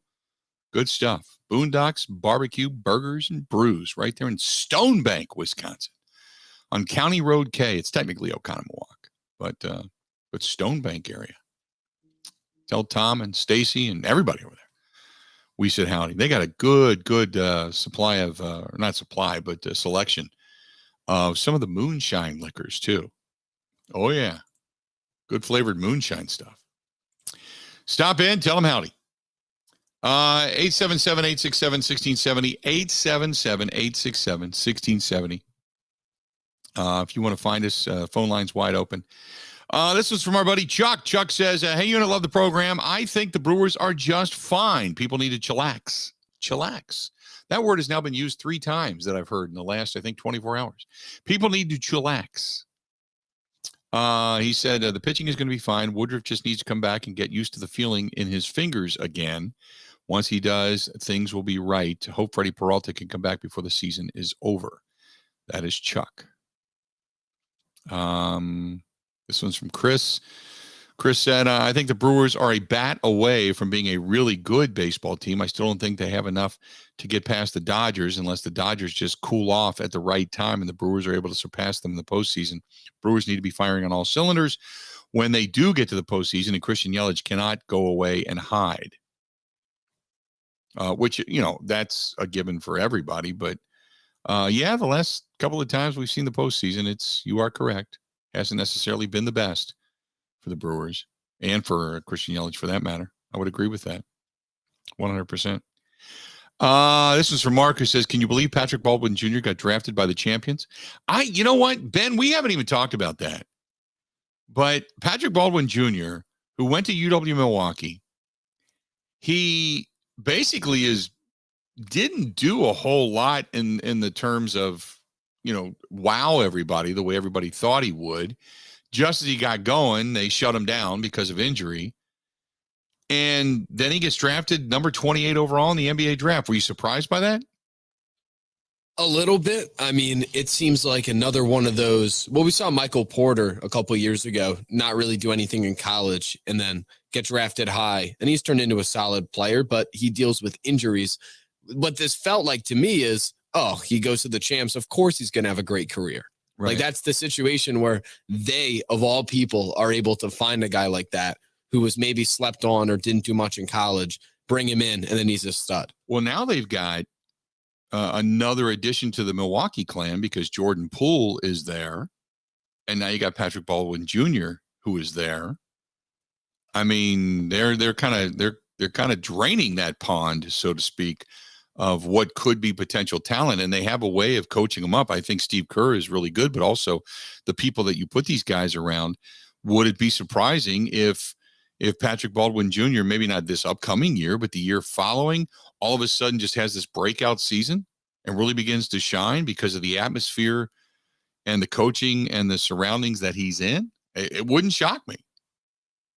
It would disappoint me that he wasn't able to do that and find all of that ability at UW Milwaukee. But it would somewhat shock me, I guess, just a little bit. In the meantime, exactly what we thought and what was predicted to happen, the Washington Wizards were hell-bent on getting Johnny Davis. I said the one thing you didn't want to do with Johnny Davis was go to a bad organization. Are you a fan of him progressing with the Wizards? I'm not. That.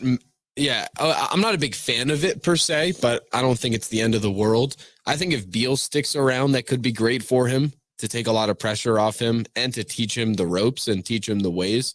But yeah, it's not the best landing spot. I wanted the Spurs at number 9. Yeah, I'm not a fan of that where he ended up. However, I'm not going to completely dismiss it, but Washington's just not a great situation, I think. Just my opinion. And they have not even been they've not been really relevant. We're not all of a sudden throwing them into the mix as one of the better teams that are out there. And we haven't done that for a long, long time, if ever. So it's not great. Kind of the Siberia, if you will. And I had said there's a couple of teams I don't want to see him go to. The Wizards were one of them. And sure enough, they're the ones that ended up taking him. Just because the Wizards every year have high draft choices and it just, for whatever reason, doesn't pan out. Doesn't pan out for them. 877-867-1670. 877-867-1670. You want to fire one off to us, please feel free to go ahead and do so. Jason says, don't ask any softball questions, Bill. Oh, you mean when Craig Counsel comes on? Jason, here's the thing. I will try to ask a couple of questions from you listening to the program. If there's a question you want me to ask, I'll ask it. I won't be a jerk about it, but I'll ask it. So just let me know what it is, what's on your mind. Because I don't think, when you say don't ask softball, like what? Hey, how's it feel to be the manager of the Brewers? Yay. It's not going to happen. You got to ask about overcoming injuries and the ability to be able to move guys around. And what did it take to have Christian Yelich suddenly go from the 3-hole and be moving him into the leadoff spot? You know, because we all thought, well, if he was struggling there, would you move him down? And instead they moved him up. and he's prospered. You can't argue with that move. You can't argue with it. 8-7. Hey, Craig, you go ahead. Do you also find it extremely troubling that the umpires in Brandon Woodruff's rehab start gave him every strike? But they didn't. That's the thing. You go watch the strikeouts. They didn't give him every strike. Some of those were swings and misses. So they didn't give him every strike. They gave him a couple. Or, hey, Craig, are you disappointed in the opposing team for not actually trying to get hits off of your premier starter?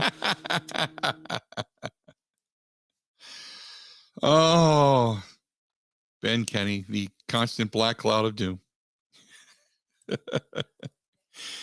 877-867-1670. 877-867-1670. If you want to hit us up, feel free to go ahead and do so again. 877-867-1670. This is from Tom. Tom says, hey, Bill, good show. I agree with you. Men should never be shirtless unless by a pool, and that's about the extent of it. Even some guys at a pool should wear a pool shirt. I saw a couple of those on Father's Day down at the Abbey Resort in Fontana, down by Lake Geneva. Yeah, there's a couple of guys there that was like, whoa, oh, man, yeah, I agree with that. Although men, older men specifically, getting into a pool with a pool shirt on, that's not a good look either. Because first of all, once you get out of the pool, that thing like sucks to you, and it accentuates every lump you had. There was a guy, and I'm only going to say this. Him and his wife, they were a cute couple, very nice looking couple when it comes to just how much they cared for each other and everything. They're laying out the whole deal, and he rolled over, was laying on his tummy, right? Had the butt in the air. And he was packing quite a beer barrel, we'll say. I'll tell you this. It looked like he was laying face down when the hailstorm went by. Well, I'll leave it at that. Yeah, that wasn't a good look either. So I would agree with you.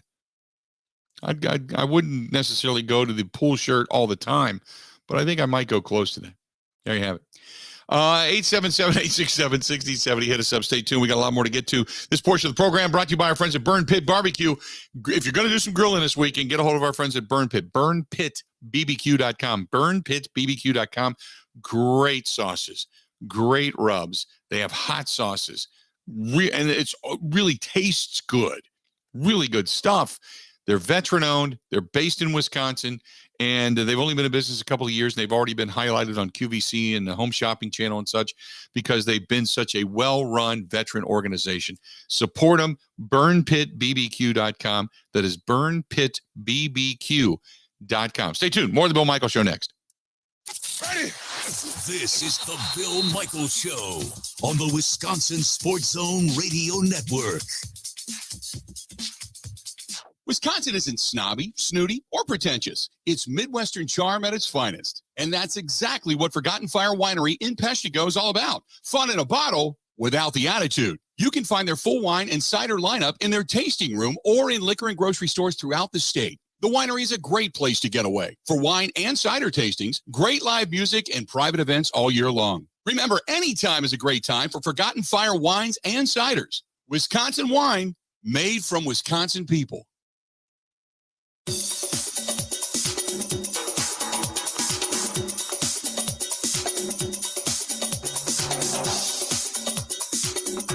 Bill Michaels will resume in 5 minutes.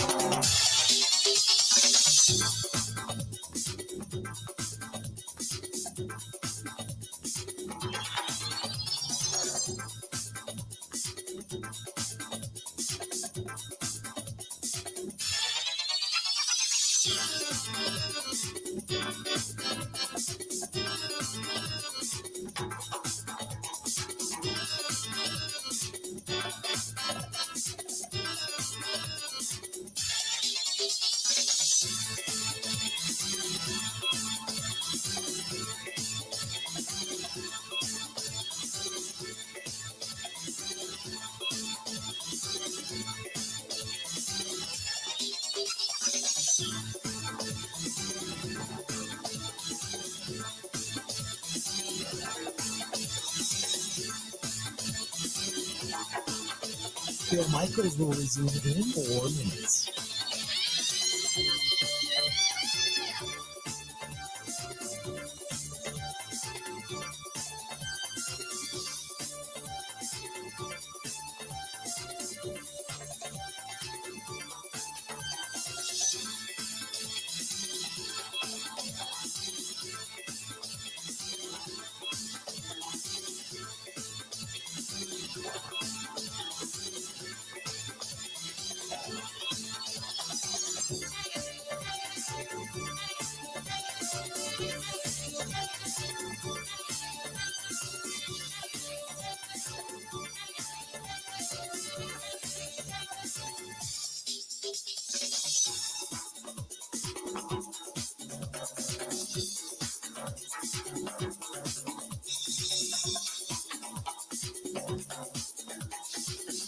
Bill Michaels will resume in 3 minutes.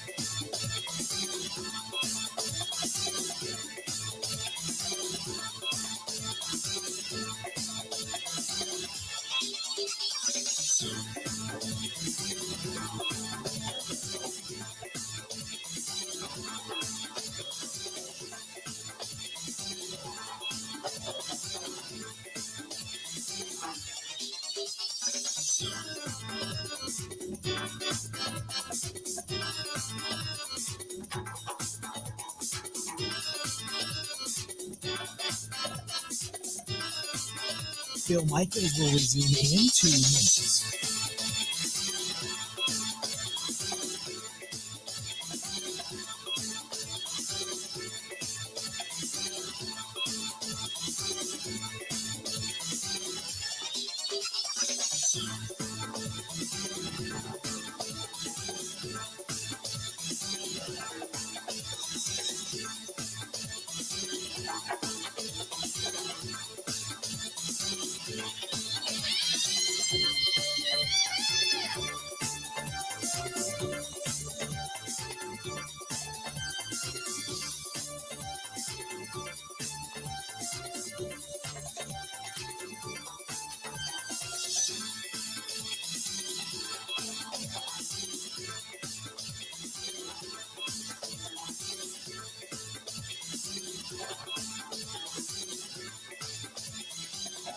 Bill Michaels will resume in 1 minute.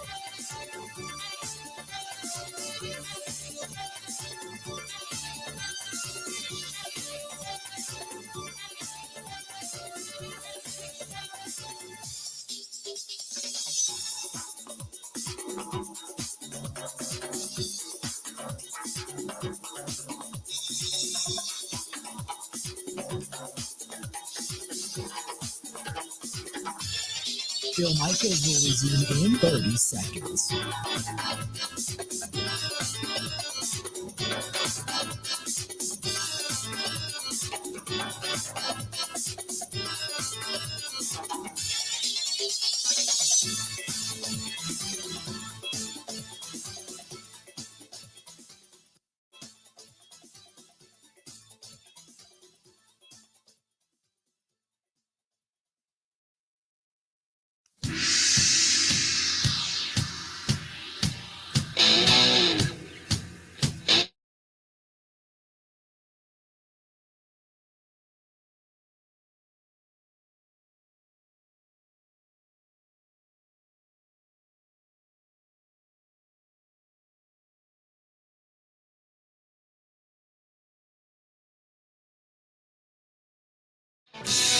Welcome back. Good to have you. Hey, going to be doing a little boating this weekend. I am going to get my boat today. The motor is done. Thanks to our friends. I was over and saw Todd and the gang at Skipper Bud's yesterday, and I can't wait. And there's two reasons. One is because I missed the boat. Secondly is because I get to finally see the completed work. I haven't really gotten in the boat and seen it since my buddy Dwayne at Dwayne's Cover It All redid the bimini top and custom made the Bimini top for us, as a matter of fact, because I'm a little bit taller. And also, he custom did the floor, repaired some of the vinyl. Now it's got a new engine. It's like a brand new boat. It's beautiful. Got the whole thing for less than 10 grand. It's amazing. So I'm telling you, there's two great places to go. One is Todd and the gang at Skipper Bud's, Ryan over in service. They have got a ton of pontoons, by the way. If you're looking for a new pontoon, boy, they're coming in fast. 262-544-1200. Ask for Todd. 262-544-1200 at Skipper Bud's. But if you got something for your boat, canvas, upholstery, canvas, we'll say, awning out in front of your business, furniture for your business, chairs for your business, whatever it happens to be, Dwayne can do it. 715-870-2119. 715-870-2119. Great stuff. Craig says, hey, Bill, thanks for the Facebook link you had to the Jason Whitlock article. Yeah, we talked a little bit about that yesterday. It was interesting because there's back and forth on that, just because it is so, it's just different. It just makes you think. I'm not saying I agree with it or don't agree with it. It just makes you think. And Scott says Whitlock hits the nail on the head. Then this one is from Joe, who said, I follow him on Twitter. I think he's dead most of the time. Colt says he has the courage to write what he believes, right or wrong. He is thoughtful and courageous, willing to ruffle the feathers, go against the establishment. Ryan says a perfect name for the website, which is The Blaze, because he just blazed his opinion piece. Excellent read, good. Daryl says Whitlock is a dumbass. This one is from Jason. Refreshing to have a non-political, correct, progressive liberal being so called a sports journalist. Keep holding your ground. Listen to his podcast. I mean, on and on. But again, it depending on what you believe, he just makes you think. I'm not putting it up there for the right or wrong or whether I do or don't believe in it. It's just he makes me think. And that's always a good thing. Thinking and reading, two really great things. Imagine that. Andrew says, hey, the St. Louis Cardinals, pretty good baseball team. Do you think they have enough talent if the Brewers are completely healthy to overtake the Crew? Because really, when it gets down to it, that's what it's all about, right? Isn't that what it's all about? Right now, they're missing their leader in Yadier Molina. He's got that knee inflammation, okay? They have lost Jordan Hicks. They have lost Steven Matz. Hicks should be back because he's got that strained forearm. Steven Matz had that shoulder, what they call the shoulder impingement. So I don't know, because Reyes had the shoulder soreness, and he's not back. And now it goes back all the way to February. TJ McFarland is on the COVID list as of recent. So they're missing some players as well. Once you get Yadier behind the plate again, because right now they got Andrew Kinsner, or I think it's Kinzer.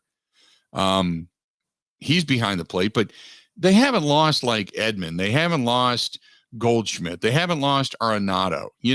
They haven't lost those guys. Do they have firepower? Hell yeah, they do. No doubt. Adam Wainwright's still throwing, right? They still have Wainwright, Dakota Hudson, Mikolas, Flaherty. They haven't really been decimated in their starting five yet. You keep waiting for Wainwright to go down because that's just what he does. But do the Brewers have the talent to get? Yes. And the reason why is because they haven't lost anybody of significance, and the Brewers are tied with them. Other than Molina. Molina is kind of that heart and soul guy. And who knows when he's going to be back from that knee inflammation. He went on the IL, what was it, last week, I think? And they gave him a couple of weeks just see if the inflammation will go down. Because this is probably going to be his last year. You would assume, right? But Molina at the age of 39, going to be 40 in a few months.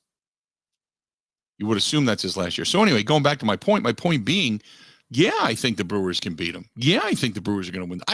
At the beginning of the season, I looked at this Brewers team and I looked at the Cardinals team and I said, the Cardinals have some firepower, no doubt. The Cardinals also have some age, some inconsistency. The Brewers have some inconsistency. 100% agree with you there. No doubt. Do I think the Brewers can beat them? Absolutely. Absolutely. Whether or not they will, we'll wait and see, because injuries are the one thing that could decimate them before it's all said and done. But absolutely. I believe they can. 877-867-1670, 877-867-1670. Hit us up. If you got a question, you got a comment. We got, by the way, coming up after the top of the hour, Mike Clemens going to be joining us here in studio. Talk some Packers for the next hour. And then after that, the manager of your Milwaukee Brewers is going to be joining us as well, Craig Counsel, as they get ready to wear the City Connect unis and as they get ready for the Toronto Blue Jays. He'll be joining us coming up here in a little bit. Looking forward to that. The pissed off Badger says, I 100% agree with you. I can't believe Johnny Davis ended up in Washington. That is the abysmal pit of NBA players. I don't know about the abysmal pit, but I'm not a fan of that. I get it. The abysmal pit of NBA players. What else is a bad? Well, because like Cleveland is not good. Cleveland's not a great basketball team. Once with LeBron and then without LeBron are 2 different years or 2 different teams. So where else would you, when you start to look, Boston, obviously good. You just start to go through the whole list, right? There's a couple of teams. Cleveland, no. Detroit, no. Remember when Indiana was on the come? What the hell happened to Indiana? They just had injuries. They traded away some guys, couldn't get some contracts done, and they've just fallen off to the abyss.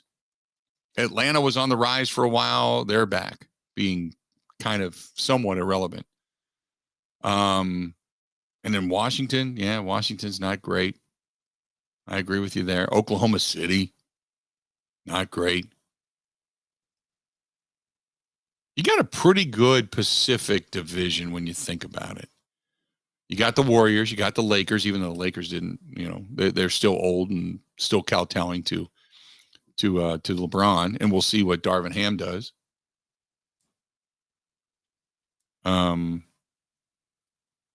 Sacramento. There's still San Antonio, New Orleans. I'll say this, New Orleans, I know that when you look at what New Orleans was supposed to be, right? What New Orleans was supposed to be, they're just not. They're just not, right? Just not a great team.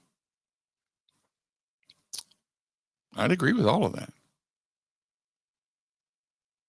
Zion Williamson was supposed to come in and just completely change that franchise. And he's been just consistently banged up.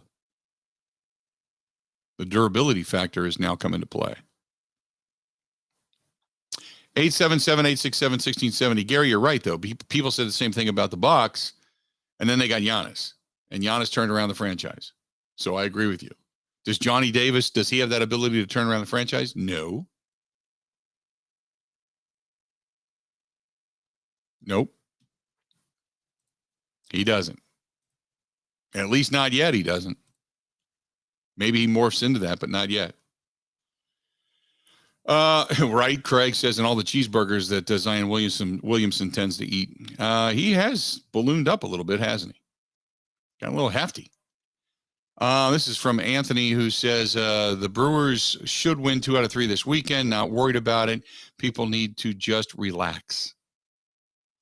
This is Baldwin says, hey, Bill, love the program. Can you ask Craig Counsel what conversation he had with Christian Yelich before he moved him in the lineup? I will. I'll ask that. That's a legit question. I'll ask that. That's a good question, too. I'll ask that. No problem. I like it when you think like that. I like that. Man Bear. Man Bear says, Craig Counsel, good to have him on the program. I would like you to talk analytics and what his process is for changing pitchers. See if Ben can chime in and ask him if he would pull a pitcher at 90 pitches with a no-hitter in the 7th. Oh, here we go. Man Bear, maybe I will. I don't know if I want to jump into that rabbit hole just yet. That's one of those positive, negative things, you know? Man Bear trying to stir the pot. Man Bear listening to Ben, though. I like that. Or maybe he's a guy that listens to the morning show. That could be, too. Which naturally means disagreeing with me, no matter the circumstance. That's awesome. That's awesome. Let's do this. We're going to step away, take a quick break. We'll come back. Hey, coming up after the top of the hour, Mike Clemens is going to join us here in studio in just a bit. We're going to talk some Packers football, so stick around for that. And don't forget, we're about an hour and a half away. Craig Counsel is going to be joining us as well. And we'll talk with the manager of the Milwaukee Brewers coming up here in the last hour of the program. Stay tuned. We got more of the Bill Michaels Show next. This is the Bill Michaels Show on the Wisconsin Sports Zone Radio Network. One of the worst things that you can hear, you have cancer. The worst is when you hear the words, your child has cancer.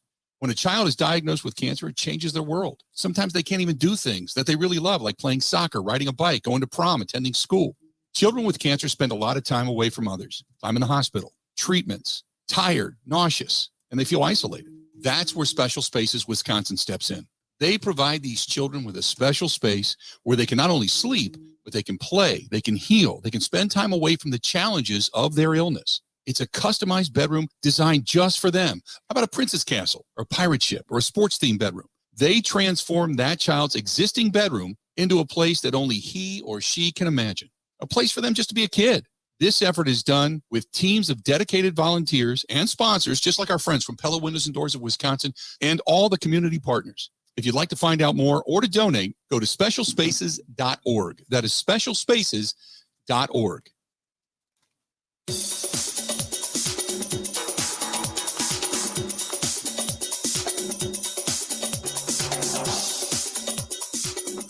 Bill Michaels will resume in 3 minutes.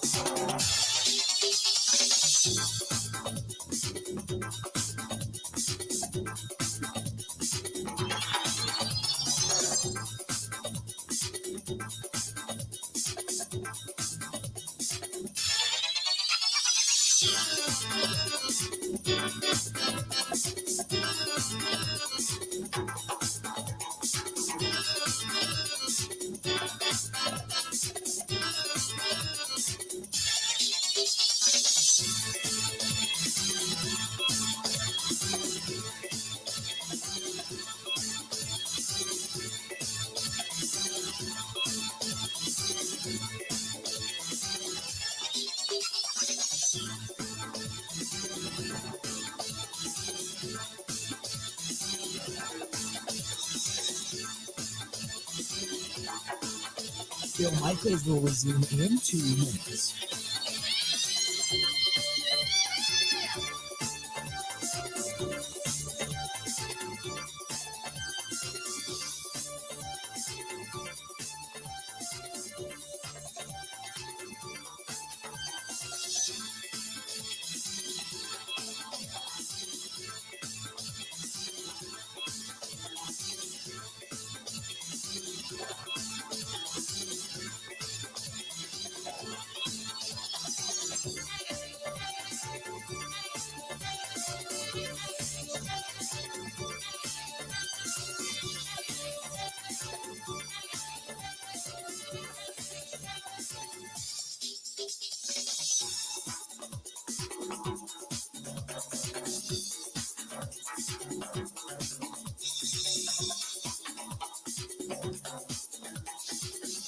Bill Michaels will resume in 1 minute.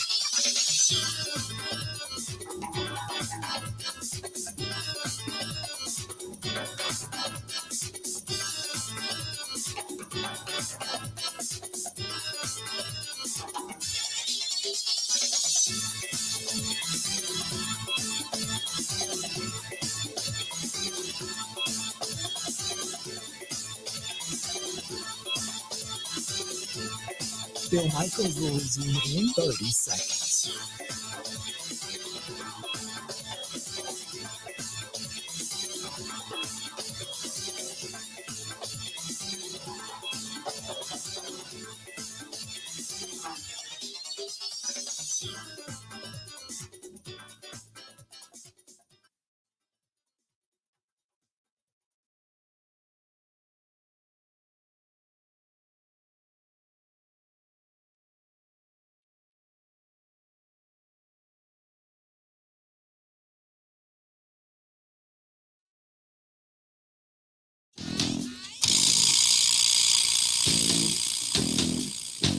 Glad to have you. The Bill Michaels Show. We continue on this beautiful, beautiful Friday.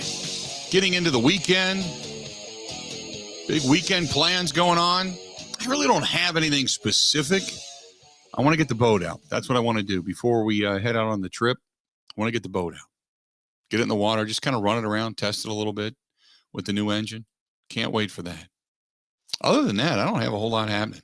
It's kind of nice. Got an event tomorrow I'm doing on behalf of the Fisher House for a bow hunting adventure. It's more of a, not really archery. It's more of an archery thing than it is bow hunting, but doing something in conjunction with the Fisher House tomorrow. Looking forward to that. But otherwise, it's just a relaxing weekend. Next weekend, Road America and the NASCAR race comes to town. The NASCAR and the Xfinity race on Saturday and Sunday. Going to be up at Road America next week. Going to be at Cortez's. If you have not gotten your tickets, if you're in the Kenosha area, or maybe say Milwaukee or South, and you want to get to our cigar dinner, go to tobaccooutletplusgrocery.com. That's tobaccooutletplusgrocery.com. We're going to be at Cortez's coming up on Monday night, right after the show, heading down to Cortez's in Kenosha. So going to be down there on Monday, Thursday at Road America, Friday at Road America, same with Saturday and Sunday. Then next week, I should say the following week, then I'm here Monday through Thursday and then gone. And it's going to, Ben, who's filling in while I'm gone? Is it you and Grant the entire time or who? Yeah, most likely. Okay. Wasn't sure. Unless Grant has something going on. I haven't reached out to him about that date yet, but I would assume it's me and Grant. Otherwise, might be me and Ebo. Well, I know because I was supposed to be leaving on the 9th. On the 8th, I will not be here because I have a doctor's appointment. So all good news, by the way, on the doctor's appointment. I got the MRI back. Surgery, not going to be needed. So as of right now. So that's good news. So through shots, some therapy, and some other things that they want to do, some manipulation of the spine, they're thinking they can help me. So surgery as of right now, not needed. So for all of those that were wondering about that or worried about that or praying for that, that was good news yesterday after I got off the air. So I failed to even mention that. But yeah, I was pretty happy about that. Still doesn't take away the fact that I look like a 90-year-old man walking up the stairs right now. But at least it tells me that I'm not going to be going under the knife anytime soon. So I was happy about that. Darren says, hey, Bill, you could ask Greg Counsel, what is the long-term plan for Keston Hira? Is he going to be a platoon player or someone who's actually going to be giving another opportunity to play every day at a particular position? Bradley says over on the Bud Light live stream, he said, I think the best place for Johnny Davis would have been the Spurs. But I disagree with you on Detroit, Cleveland, and OKC. All three have really good young players and will be in the mix really soon. When you say soon, when? They've had good players before. They've had good young players before. What is going to make them any more relevant this year than they were last year? I'm not saying they're not decent, that they don't have some decent young players, but they as far as your competitiveness goes, they would need to make some deals to put a legit superstar or two in their lineup to even come close to being competitive for the conference. Either side, whether you're talking Cleveland, Detroit, or even over OKC, on any of them. Any of them. There's probably going into next year, let's see here. Yeah, Boston's going to be in the mix, obviously. Brooklyn's going to try to be, but Kyrie's already, he wants to sign and trade. We'll see what happens there. Will the Knicks be any better? The 76ers? mean, the Raptors seem to be okay, but they weren't in the mix. The Bulls, will the Bulls get better? That's a good question. Miami, obviously, I don't put it past Spoelstra to put them back into the postseason. But the Bulls were a good team. Will they get much better? Will they say surpass Toronto? Will they be better than Philadelphia? Are they 5 games better? Brooklyn eked in, so to speak. You didn't want to face Brooklyn. Brooklyn had injuries up and down. Without Kyrie, are they a better team? And Kevin Durant's not getting any younger. And Kevin Durant and Randall Cobb probably have very similar thought processes. Just play a portion of the season, try to do all you can, help out the team when you can, and try to be available for the postseason. But will they get there without Kyrie? They did last year because Kyrie, remember, didn't play the home games. But the Knicks were on the outside looking in. Washington's not a great team. Orlando's not a great team. Detroit was a 23-win team last year, right? Correct me if I'm wrong. And then you go over to Oklahoma City. Oklahoma City wasn't much better, right? Houston's a bad basketball team. You don't want to go there. Washington, when we talked about Johnny Davis, Washington, they're hoping to get better, but they were like 10 or 12 or 15 games under 500 last year.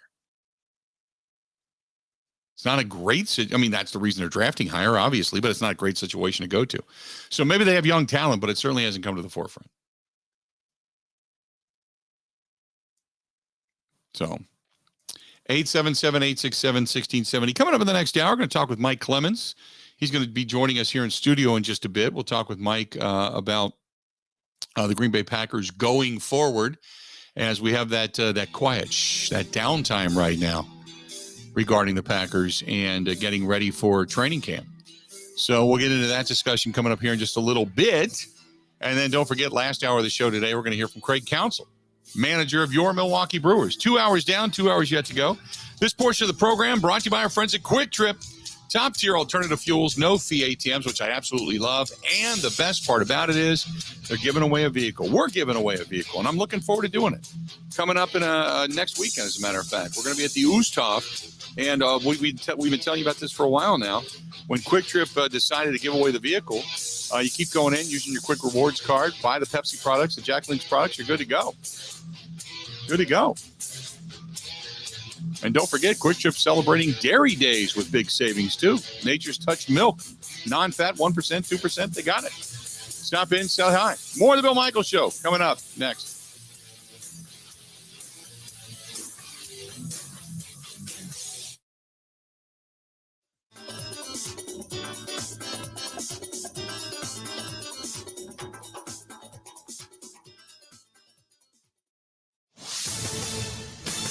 This is a Wisconsin Sports Zone update. Well, the Bucks have a pair of new players after last night's NBA draft. GM John Horst went with G League Ignite wing Marjan Bocek with the 24th pick of the first round. Bochamp's story, a wanted one that included him initially foregoing college to prepare for the 2021 draft, ending up at Yakima Valley College in Washington and then playing in the G League last year. The 21-year-old got emotional when the Bucks took him. Horst loved to see it. His story is incredible. I think for him to go through the things that he's been through and to get where he's at, to be drafted and be on the stage tonight was an emotional thing for him. I love the kind of grittiness and the adversity that is part of his background and part of who he is and the happiness and the heart and the spirit that he has in spite of all of it and kind of working with it. And I think it's made him who he is today. Bochamp averaged 15 points, 7.3 rebounds in 12 games for Ignite. Milwaukee did not have a second-round pick, but ended up trading with Indiana for the 58th pick in the draft rights for French guard Hugo Besson. The 21-year-old played for the New Zealand Breakers last season. Meanwhile, also a huge night for Johnny Davis, the Wisconsin guard taken with the number 10 overall pick by Washington.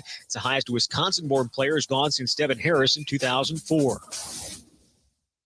For nearly 40 years, ABC of Wisconsin has been helping men and women transform themselves into well-paid, productive members of their construction teams. Have you thought about a career in a skilled trade? These are the types of skills that could secure your future. Jobs that can't be outsourced to someone overseas. Be in demand. To get your career started, go to buildyourcareerwi.org. Well, the Brewers salvaged a split of their 4-game set with the Cardinals by winning 6-4 yesterday. Now they're turning their attention toward Toronto, which comes to town to open a series tonight. Blue Jays sitting in second place in the AL East. Milwaukee in a tie for first in the NL Central with St. Louis. With this Wisconsin Sports Zone Network update, I'm Zach Heil.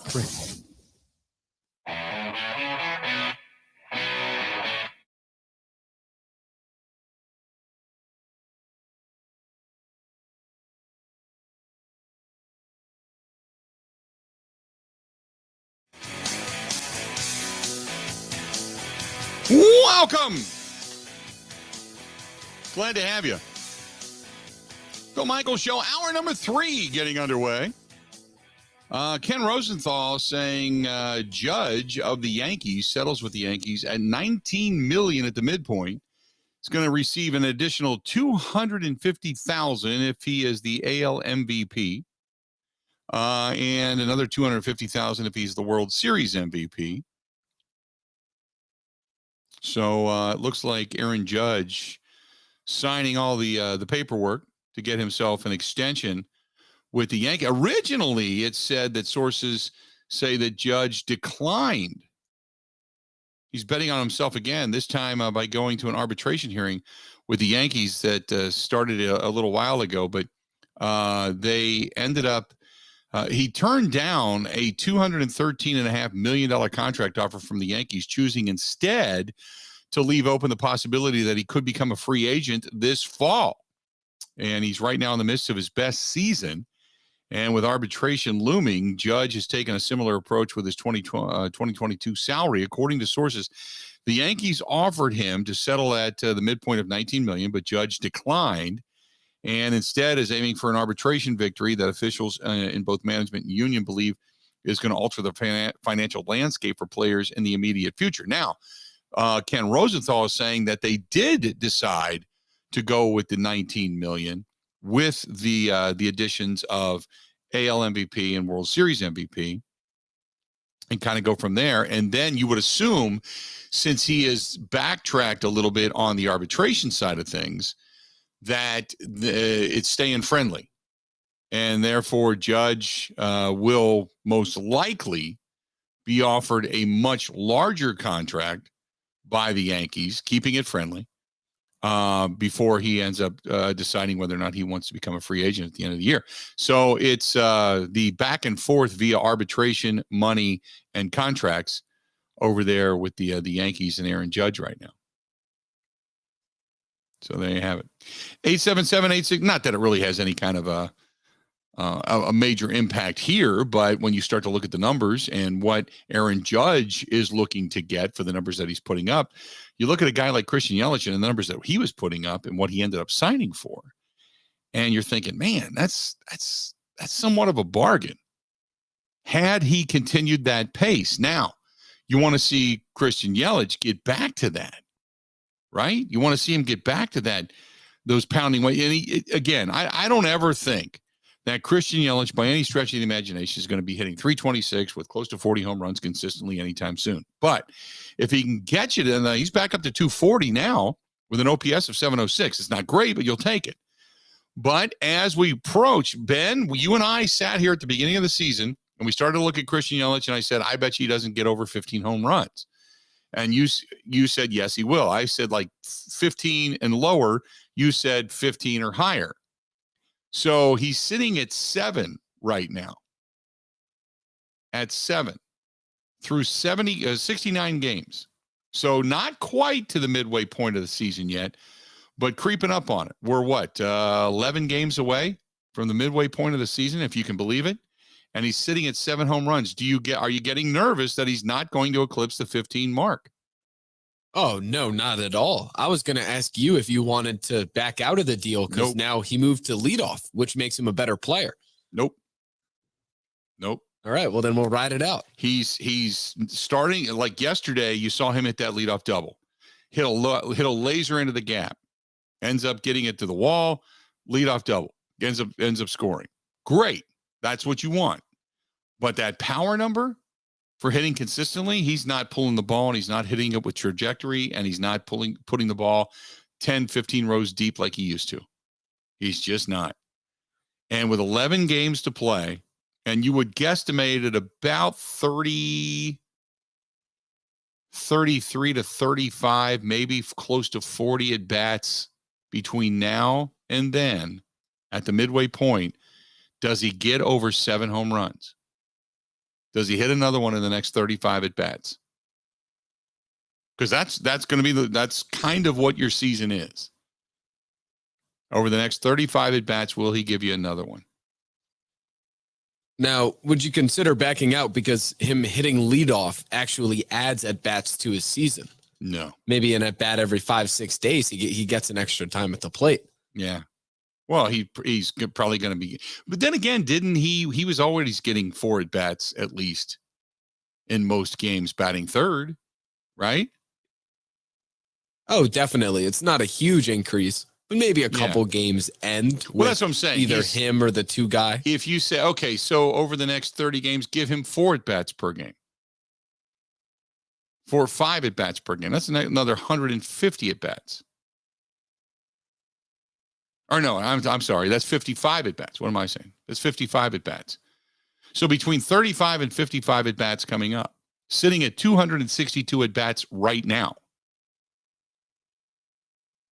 262 at bats right now. He has more strikeouts than he has hits. He's got 73 strikeouts, 63 hits. Now, he does have 33 walks, so his on-base percentage is the team's best, sitting at 328. But his OPS just a tick over 700 at 706. So 63 hits, 73 strikeouts, 44 runs scored, 24 RBI. Now, I know he's in the leadoff spot, but that's not what you're paying him for. So 262 at bats. I'm going to stay right where I'm at. I think 15's a fair mark. I don't think he gets over 15. Maybe he goes on a power surge and gives you 2 or 3 in a matter of a couple of weeks. That'd be great, but he's just not power consistent. I'm going to stay where I'm at. I'm good with that. Are you getting nervous? You wanting me to trade out of that? Oh, I'm not nervous at all. I just wanted to present the evidence. How many do you think he hits? I think 16 or 17 is a fair point. So he's getting there, but he's barely getting there, is what you're saying. Oh, yeah. It's by no means going to be this crazy power surge. But I do think over the last couple of weeks, by no means is it changed where he's at. But we've seen some signs of better production and better power. It isn't just a home run every 8 days and then a lot of strikeouts. We've seen a couple doubles. He's hitting the ball more consistently. I think I'm in a good spot with 15. Brentley says, I think of his 7 home runs, he's hit 2 in the leadoff position as well. That is correct. Okay. Let's see what happens. I'm staying where I'm at. I'm comfortable with that. I wonder what's going to happen when Colton Wong comes back. If Colton Wong's going to go back to the leadoff spot. He shouldn't. I think that would be mismanagement. Don't you think? We'll ask Craig Counsel. Fair. We'll ask him coming up here in the last hour of the show. It's a fair ask. 877-867-1670, 877-867-1670. Good poll question. Do you think Christian Yelich hits, now sitting right where he's at, do you think Christian Yelich hits more or less than 15 home runs? More or less than 15 home runs on the season? 877-867-1670. Andrew says, I think he gets to 20. It seems that putting him in the leadoff position is giving him new life, and he's also seeing the ball a lot better. He's getting a more assortment. He's getting a more assortment of pitches. I think you mean a wider assortment, but I get what you're saying. A more assortment of pitches. With no pressure to drive runners in or drive runners over, Christian Yelich seems to be more relaxed at the plate as well, and he's just simply going with the pitch. That's from Andrew. I can't argue with that because just look at the results. I 100% agree. But I also look at it as he just like yesterday. He's driving the ball on a laser, hitting it into the gap. That's great. But the power to drive the ball consistently out of the ballpark the way he used to do is not the same. It's just not. By the way, a nice piece out of the Yahoo Sports on Robert Tonyan, tore his ACL last season, and he was in tight end university, as they say, running off to the side. He's expected to be ready for the 2022 season opener. Packers tight end Robert Tonyan still on track to be ready for the season opener, according to David Lombardi of The Athletic. Lombardi That's posted, that's a nugget. Lombardi posted a video of Tonyan running off to the side at, quote, tight end university. Usually Tonyan will be participating at Tight End U, an annual offseason summit for tight ends to gather, network, and hone their craft with the NFL's best at the position. Unfortunately, he's still working his way back from the torn ACL that he suffered in Week 8 against the Cardinals. The injury occurred at the tail end, and we all know that, blah, blah, blah. Sports Illustrated's Bill Huber first reported back in March that both Tonyan's camp and Green Bay's medical staff confident he should be ready for the season opener. Then it says, if not for training camp. I kept thinking it would probably be October. But there's more optimism here. If that's true, that's big. If he is indeed ready for the regulars for the season opener, that's big news, because that's getting a weapon you didn't think you were going to have back in your arsenal. Because Tonyan's the only tight end. Now, he's not this great blocking tight end, but Tonyan is the only tight end that can give you 20 yards downfield consistent catches. And he's got more receiver in him than he does tight end in him. He just happens to be a bigger guy, so he matches up better out of the slot as a tight end than he does and over the middle against middle linebackers than he does running on the outside wides. 877-867-1670. So that's a little piece of news right there. I like that. I like that. Robert Tonyan ready to go, according to David Lombardi, who's at Tight End University. Let's do this. We're going to step away, take a quick break, come back. We got Mike Clemens going to be joining us coming up here in just a few. Stay tuned for that. Don't forget about our friends over there at Pindel, Pindel.com. They are not only looking for you to be an employee, but looking for you to have a career. And if you're looking for a great company, good benefits, will train you, whether it's the old-fashioned machining or robotic machining, whatever it happens to be. And if you're looking to set yourself up in business eventually, they got all the tools for you to do so. They really are about their workforce. That is Pindel, Pindel. Go to Pindel. Doesn't matter where you're at in the state of Wisconsin or beyond the borders for that matter. Go to Pindel, Pindel.com, Pindel.com, Pindel.com. Stay tuned. More of the Bill Michaels Show. It's all coming up right after this. Covering Wisconsin sports like a blanket. This is the Bill Michaels Show on the Wisconsin Sports Zone Radio Network.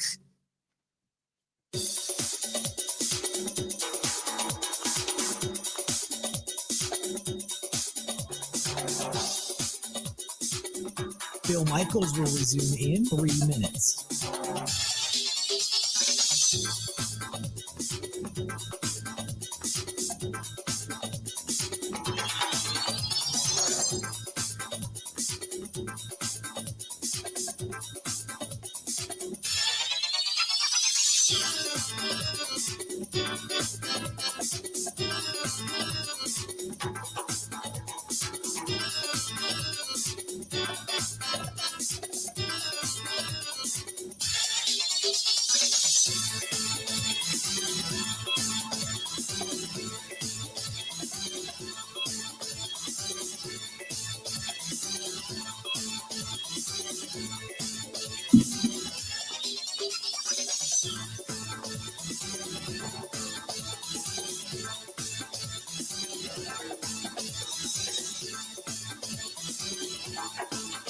Bill Michaels will resume in 2 minutes.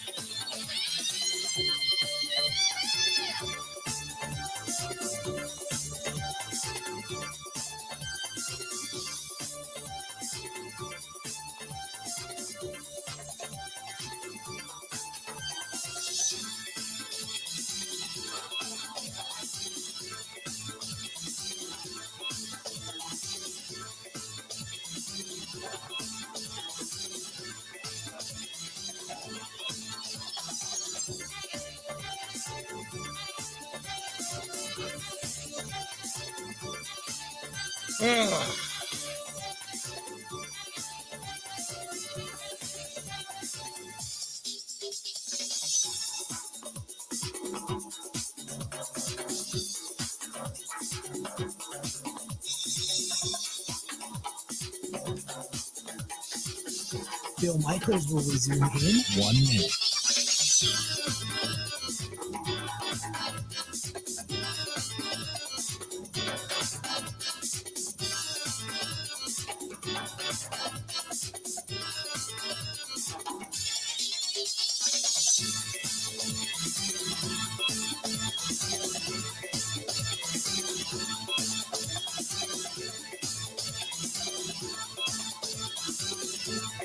Bill Michaels will resume in 30 seconds.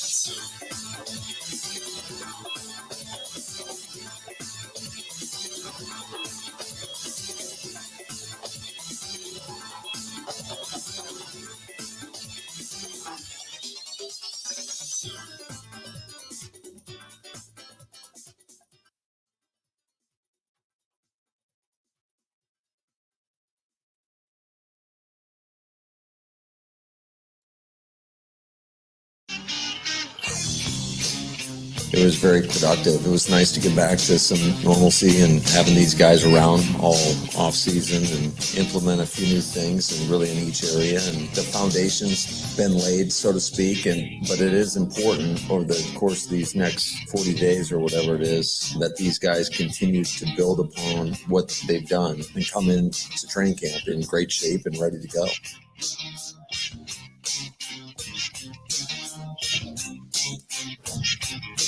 Welcome back to the program, the Bill Michaels Show. Glad you're here with us. And joining me here in studio, our good buddy Mike Clemens is here. Those are the words of one Matt LaFleur. This portion of the program, by the way, is brought to you by our friends over there at I had already mentioned the Wrestling Taco, so let's go with J&L Tire Service. Lyle and the gang at J&L right off of 94 in Johnson Creek. Great people, and whether you're a soccer mom, an over-the-road driver, semi-driver, trailer repair, brake repair, oil changes on big rigs or on small cars, they can do it all and everything in between. Those are friends at J&LTire.com. Go say hi to Lyle and the gang at J&LTire.com right off of 94 in Johnson Creek. How you doing, man? Good. Oop. Beautiful day across Wisconsin. Beautiful weather. I'm driving in here to the network studio. And earlier in the show, I heard you and Ben talking about retro baseball uniform. Yeah.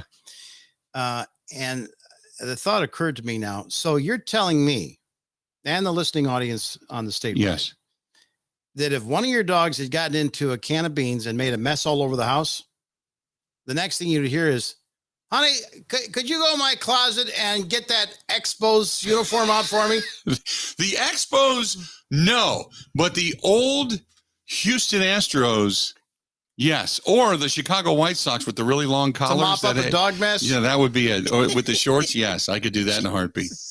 Those were horrible, man. Horrible uniforms.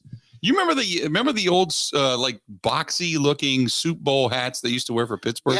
Yeah. Well, back in the We Are Family days. Well, it's 79. I think they won the series with those things, didn't they? Ken Tekulve, their submarining pitcher, was one of the guys that would come in relief. And Ken Tekulve had one of those Soup Bowl hats. I met him at an MLB thing once. He was still wearing it. Okay, so I'm a kid when that happens, and I thought, all right, this is kind of a throwback to the early days of baseball and the traditions, all that. Okay, whatever.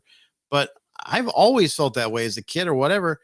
You know, the average fan gets to the ballpark maybe 3 or 4 times a year. I want to see the prime time jerseys, Right. Either, if you're on the road, Cleveland, and if you're at home, Indians. If you're, at County Stadium or now AmFam Field, it's Brewers or Milwaukee. I occasionally, I just think baseball. The other thing is that that this is just a commercial for the pro shop. That's what I say. As long as it puts money in the coffers of the team you root for. Yeah. If they go out and spend more money on another player, I'm good with that. Yeah, sure. As long as they don't go, some crazy neon yellow or something like that. People liked the Packers retro jerseys last season, though. Yeah. Big time. The players liked them too. Yeah. So you'll probably see those back. Speaking of Packers. Well, earlier this week, when you're at practice and you see these guys and they're getting together and you remember you kind of forget just how athletically gifted they are. Get a chance to talk to them in the locker room. Bright guys. All the draft picks are really sharper than ever. But then that passes and then you get back to reality and then you start watching tapes of the games in December. You watch the playoff games. You watch what the Rams had on the line against a Cinderella team in the Cincinnati Bengals. And so part of it is, oh my God, last year was for the taking. There wasn't this team that was, just dominating all year long, like often happens in the NFL. This was anybody's game. There's no reason Green Bay should not have been there. Agreed. And, you can watch that loss to the 49ers and see false starts and mental errors, besides the 2 special teams plays and all that. And then you're trying to, the other thing is to anticipate now what the coaches are telling you at an OTA practice or at a mini camp and what's really going on upstairs when they have the meeting. I remember Mark Murphy walking on the catwalk after the loss to the 49ers by himself. And I'm behind him because I'm headed downstairs to get into the locker room and to talk on your post-game show. Right. And I'm just, when you watch Mark Murphy walk after like him saying, what have I got to do? Right. I got rid of McCarthy. I restructured this thing. Goodkins is doing a good job. LaFleur is a promising young coach. We still got Aaron Rodgers. How did we lose this thing? I know. Yeah. You know what? I mean, and they make the changes with special teams coach, and they got rid of 4 or 5 players on that horrible blocked punt. They kept making changes in special teams, but never took it serious to the point where you had to find somebody who was good at coaching special teams. 13-10 game, you gave up 10 points on special teams between the blocked field goal attempt and all. So it's interesting to see Mark Murphy have to sit down and say, I want out of here. I got 1 Super Bowl ring. I need another. If I can get that, I can move on. Titletown is just about done. Right. The changes to the stadium, they're building the underground parking and the addition for the offices. I mean, he wants to go out on top. And how can he come that close? And what else do they need to do? And then you end up trading Devontae Adams. It's a complicated situation that these guys say, what do we have in our power between now and July 27th to get us one step better, to not let this happen for a 4th year in a row, if we can even get there, right? If we can even get there. And I think this has to start with offensive line. Josh Myers, he'll coming back for his 2nd year, solid dude. Had a great conversation with him, and I'm going to share some of that with you later on this month. Okay. And John Runyon is the real deal, whether they put him left or right guard or whatever. He's been good since he came. I mean, even when he got spot starting duty, what was it, like week 2 of his rookie season, and was pretty solid. So he's been, that has been a good pickup ever since they drafted him. So now as you rebuild your offensive line, it's got to start with left tackle and David Bakhtiari. Yeah. All last year, after he has the torn ACL on New Year's Eve 2020, they're getting ready for a game on the Thursday, just in helmet and sweatpants. And we've only talked to him once since then about how that happened. All last season, about every other week, someone would ask Matt LaFleur, and how's Bakhtiari coming? Because we saw him this time last year running up and down the sidelines, high stepping.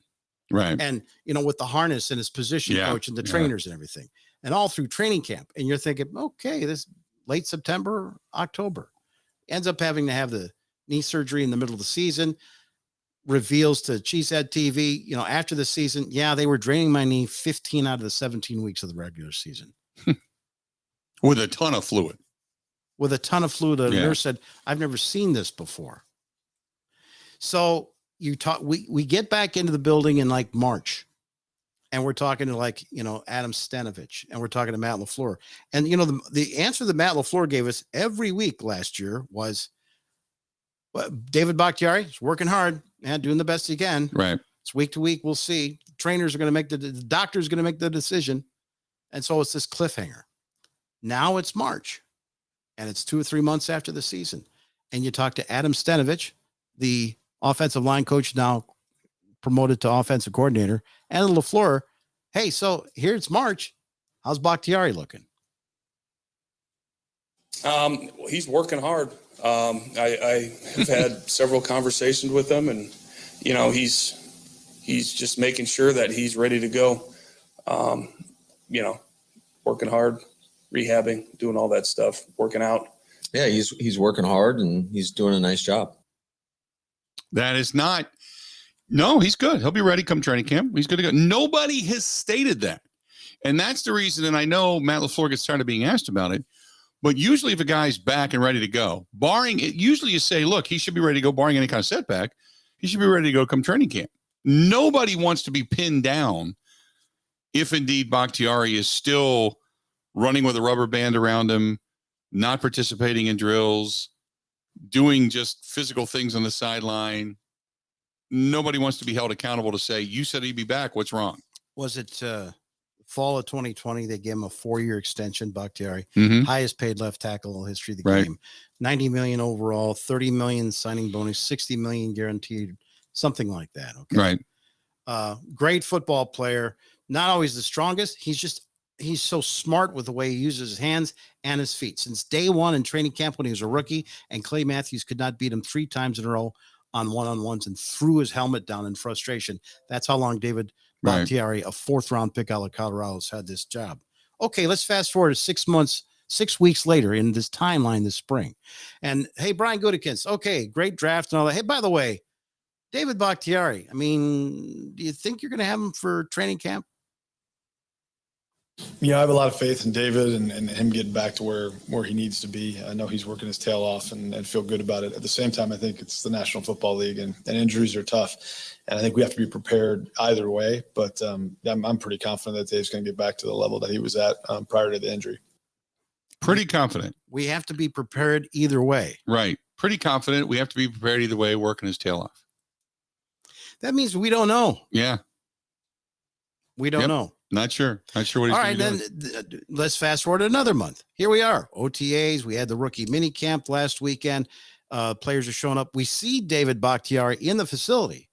Only this time we don't see him doing that high step and exercise along the sidelines.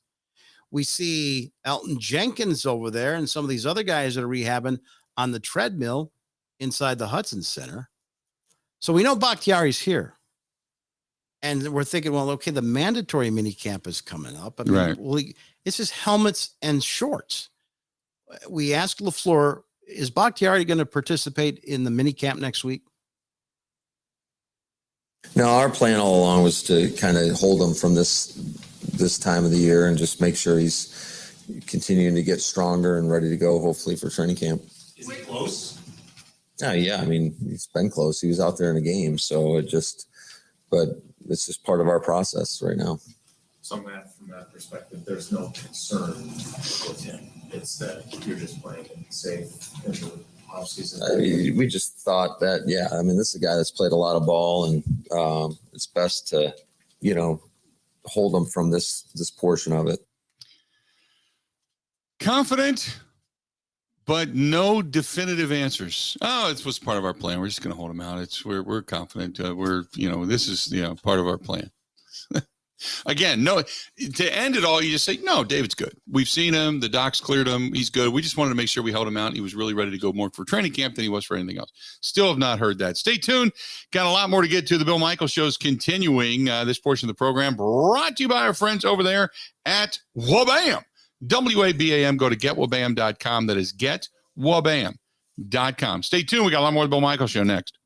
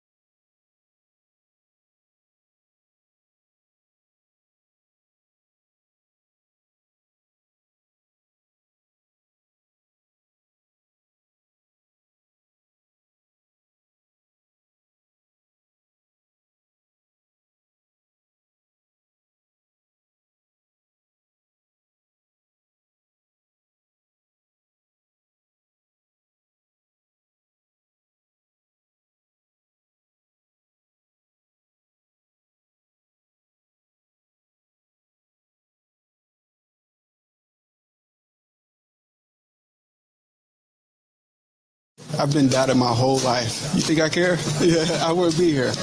You know, people didn't want me here. I'm here. You know, people didn't want me in the league. I'm here. People didn't want me on the Packers. I'm here. You know what I mean? People didn't want me traded back here. I'm here. I don't care about what anybody got to say. I'm going to go out and do what I'm supposed to do and have fun doing it, put a smile on my face, and try to win some games. You can tell everyone I'm a dumb disgrace. Drag my name all over the place. Don't care anymore. Welcome back. Those are the words of Randall Cobb back in the fold for the Green Bay Packers after last season. Joining me here in studio, Mike Clemens, our Green and Gold Insider, is here as well. And the wide receiving core, Mike, that's where a lot of people kind of point the finger and say, this is the reason the Packers aren't going to win 13, 14 games. This is the reason the Packers aren't going to win a Super Bowl. This is the reason the Packers and Aaron Rodgers and the prophecy of getting back to a Super Bowl, retiring our Packers, never going to happen because they lost Davante Adams. Coaches are no different than sports fans. When they get together in meetings and they need to talk about, all right, let's talk about this situation we're in where we just lost our number one receiver, possibly the top 2 or 3 receiver in the National Football League in the trade to the Raiders. And he had over half the he had 169 catches, 170, and it took 5 other guys on the other side of the ball to match that, to add that up. Realistically, how are we going to do this? And how's Rodgers going to do this? And then you have the Alan Lazard situation where Peter Schaefer is his agent, and no one I've talked to can figure out what that was all about, sitting out the OTAs and the mini camp and then waiting to the last minute to sign a tender. How did he create any leverage to get a new deal in Green Bay other than just the 1 year that he had? I don't know if it was bad advice or maybe he was led to believe something that was going to happen that never did. I never understood that. And then people say, well, remember that time Davante Adams was out for like 4 games a couple of years ago, and Lazard stepped up and looked pretty good. And he even got Aaron Rodgers talking about. So coaches, though, they talk about, I've been in this movie before. And when people were talking about going into the draft for the Packers and where they're going to use their very first pick on one of the several wide receivers that was on the board, I started, and everybody kept on saying, the Packers have not used a first-round pick on a wide receiver since Javon Walker. And then so you go back to 2002, and they take Javon Walker under Mike Sherman as the GM. Right. But, it took a while for him to get going. Yep. Like a year and a half. But then by 2 years later, he has a solid 2004. And Favre feels comfortable with him. And 2005 rolls around. And Favre is, starting to go on the fence about if he's coming back and if maybe they can get him some free agency help. The cupboard is bare, right? Right. And then Javon Walker hooks up with Drew Rosenhaus as an agent. And Drew Rosenhaus turns it into this daily saga and TV show that the networks pick up. Do you remember the softball game that Javon Walker had? He's holding out and not showing up to the off season. Playing in Miller Park. But he's playing at Miller Park. He's got, B-list celebrities like Tara Reid there and other athletes from all walks of life flying in and participating in sponsors. And so while Favre is having his annual softball game up near Appleton, here in Miller Park, Javon Walker has drawn 18,000 fans for the first time on a Saturday afternoon and holding court with this press conference. Say, look, see, Packers fans love me. 18,000 people here. I know. Remember that nightmare? I'll never forget. I've told this story 1,000 times. I'm sitting in the road show then. And I am doing my show before a Bucs game, and in walks Javon Walker and his dad. Yeah. And I had, because we worked out of that for the Packers postgame show too, I had a copy of the Packers media guide there, and I think it had Favre or something on it that year. And I just remember his dad saying, they need to get rid of that old man. Get rid of that old man. That's my son should be, my son's the new face. He's the face. Sure. And I looked at him and I just went, oh, okay. Well, that'll be something someday. What are you supposed to say? But I'm thinking, you're an idiot. You are never going to displace Brett Favre unless you catch one-handed in the back of the end zone, the winning touchdown pass to win a Super Bowl and bring the Lombardi Trophy back to Lambeau. And even then, they're going to give credit to Favre for putting the pass in only a place that you could catch it. So they're in the middle of the contract, and even Brett Favre comes into minicamp and says, I think Javon should be here. I think he should honor his contract. Yeah. He's still got a couple of years later, and he had a great season last year, but, he should be here and prove himself. So Javon comes back, reports, first game, we're in Detroit against the Lions on the road. He runs down the right sideline in the first half, torn ACL, done for the season. Yeah. Then Ted Thompson says, you don't like it here? He trades him to the Broncos. Right. Trades him Was to the Broncos. never the same. No, he's never the same. No, he had an injury there. He had a horrible New Year's Eve accident or incident with another player in there, and some shots fired. Remember all that stuff? Yep. I remember we were in Denver, and it was Favre and the Packers against Jay Cutler and the Broncos in overtime. I think it was Monday Night Football. And Favre throws that ball to Greg Jennings down the sidelines. I knew that Javon was up in the press box by himself in kind of an empty section of the press box. And as soon as they completed that and the Packers beat them in overtime, I looked up and I saw Javon get up and walk out, the shadow of him. Yeah. Man, what was I thinking? Right. Why did I leave Green Bay? So we asked Brian Gutekunst about this.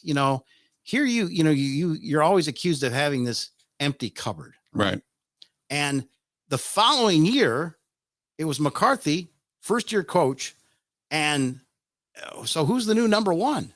It was Donald Driver. And I got Donald Driver on the old Peter Brown show. Now, you remember Peter was kind of a shock jock, Right. Only lasted about 2 years in Milwaukee. But he got Donald Driver on and said, hey, Donald, you're a great guy. You hang on to that football, you take the hits. But come on, Donald, you're not really a number one. Oh, Donald said, I love guys like you. You're guys like you, motivate me. But it raised the question. I mean, is Alan Lazard really a number one? No. So you asked Brian Gutekunst about this and, about the Packers being accused since Javon Walker about leaving the cupboard bare sometimes for another Hall of Fame quarterback in Aaron Rodgers. Here's what he said. For a while now. At least since March 7th. Yeah, that's an interesting question. I think we got a pretty good quarterback, and that helps, significantly. So, I think certainly there's going to be probably more opportunity for that young player to come in and have some opportunities, So, it's not something around here that we've had a lot of that, I think way back early in my career, we drafted Javon, with the first pick. And I think it was about middle of year 2 where he just took off, and then for about a year and a half there, he was playing about as good as anyone. So that was kind of the rule of thumb back then. It took about a year and a half to really get into where they knew what was going on. I think, again, hopefully it'll be quicker if we go that route this year. But, I think to your point, I think when Tay came in, certainly having those guys ahead of him was a challenge for him to get the opportunities, or maybe this time it won't be as big of a challenge. But I will say we got some pretty good players in the building that I think are very eager for their opportunity, which maybe they haven't had yet. They take Watson, and I had Wayne on last week, and Wayne said, boy, he just hasn't grown into his frame yet, kind of ability wise. He's got all the tools. You can see it. Like the raw clay, he's got to grow into that. He didn't drop any passes the last couple of weeks, which he did early on, which was the knock on him, but he hasn't grown into it yet. There's a lot of thought like this guy could be good in 2-3 years. Right. Well, but you don't have 2-3 years. No. And you even just heard the GM there saying, normally we need a year and a half before we think a receiver. We're really going to set him out there on first down, against the Vikings up in Minnesota. Right. And Wayne is correct. I mean, you see the potential there. You see a tall, slender frame kid with big hands, great speed, seems to be pretty smart.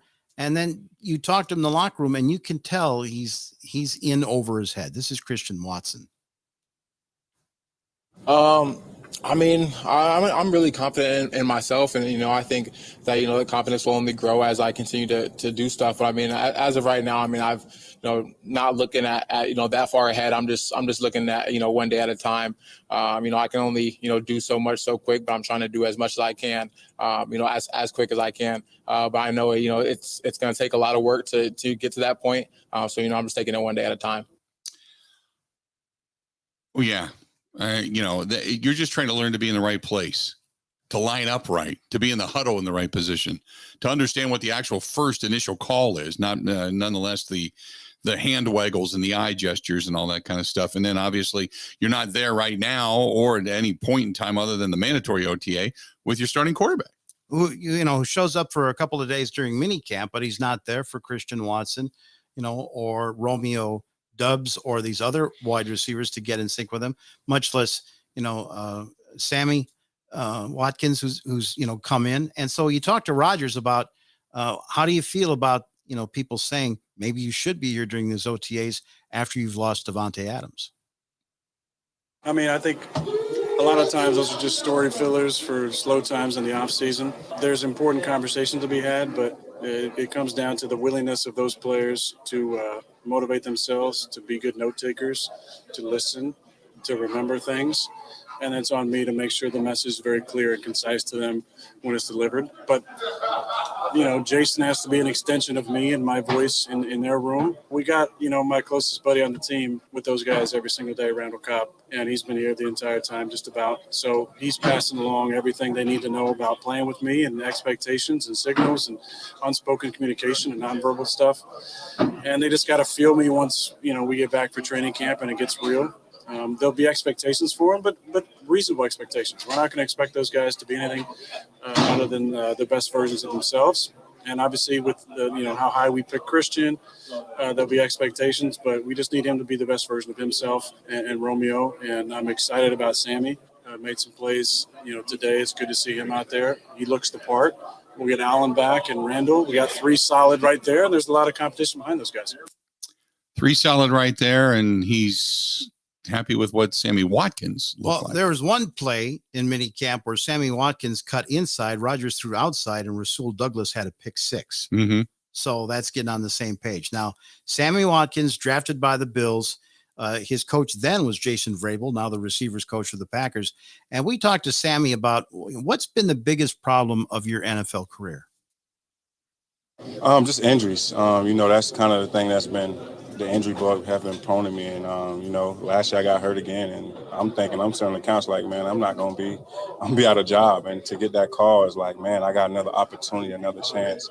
I think this is probably one of the best situations I've probably ever been in my career to come play with one of the best quarterbacks in the league, one of the best coaches, one of the best organizations. And to get this opportunity, really a blessing because I did nothing last year. I was hurt, and to get a call from Matt and this organization kind of revived me, and hopefully I can play hard and stay healthy and hopefully play for another 3 or 4 years or 5 or 6 years, whatever that is. I said, the way that he was running some routes and catching, it reminded me of him when he first walked onto the field. The biggest thing with him had been some injuries if you looked at the thing, but, he knows he's going to work as hard as he can. He's here doing all the workouts right now and conditioning, feels good where his body's at. One thing you'll see with him is he plucks the ball different. He has hands that are you'll hear the pluck and running through catch and his play strength. And there's a reason why, we draft him that high, and he's had a lot of, I'd say, successful years in his career. That Kansas City, Super Bowl run was him in the playoffs when they were doubling Tyreek. He had a 1-on-1 and he was winning those, when you watch the tape. So I'm fired up about him. He's learning the playbook. And he said to me, man, it's different. I've been in 4 systems the last 4 years. So he's like, just getting back to what you coach and what, he's like, Braves, it's been fun hearing you coach the same stuff then as now. And he knows the details. So he's in a good place right now. And I'm really excited about him. There you go. That is Sammy Watkins and the coach, Jason Vrabel. Let's do this. We're going to step away, take a quick break. We're going to come back, wrap things up with Mike Clemens here in this segment, this hour, and then into the next. Wisconsin, not snooty, snobby, pretentious. They're Midwestern. Charm, finest. You know what I'm talking about. Exactly what Forgotten Fire Winery in Peshtigo is all about. They are fun in a bottle. Doesn't matter what you like, as long as you like it. Without an attitude. You can find their full lineup of wines and ciders in their tasting room up in Peshtigo, Wisconsin, or in liquor stores, grocery stores, wine stores all throughout the state. And if you don't see it, ask for it by name. Forgotten Fire Winery. The winery is a great place to get away for cider tastings, live music, private events all year long, and anytime is a great time. Going to have some tonight, as a matter of fact, for Forgotten Fire Wines and Ciders. Wisconsin wine made from Wisconsin people. That's our friends at ForgottenFireWinery.com. ForgottenFireWinery.com. Stay tuned. Wrapping up this hour. Coming up next. Ready? This is the Bill Michaels Show on the Wisconsin Sports Zone Radio Network. The Thunder is back, and you don't want to miss it. June 30th through July 3rd. It's the NASCAR Cup Quick Trip 250 and the Xfinity Series Henry 180. For tickets, go to roadamerica.com.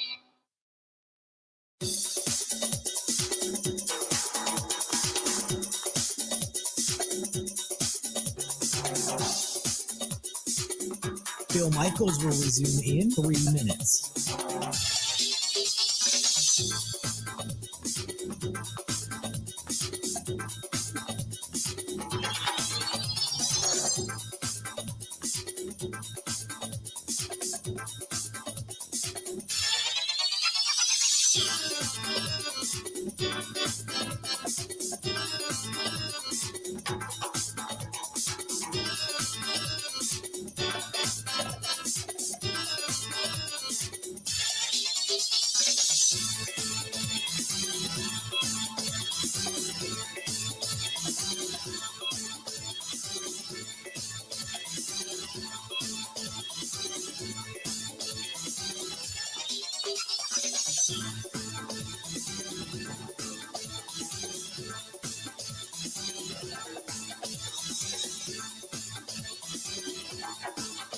Bill Michaels will resume in 2 minutes.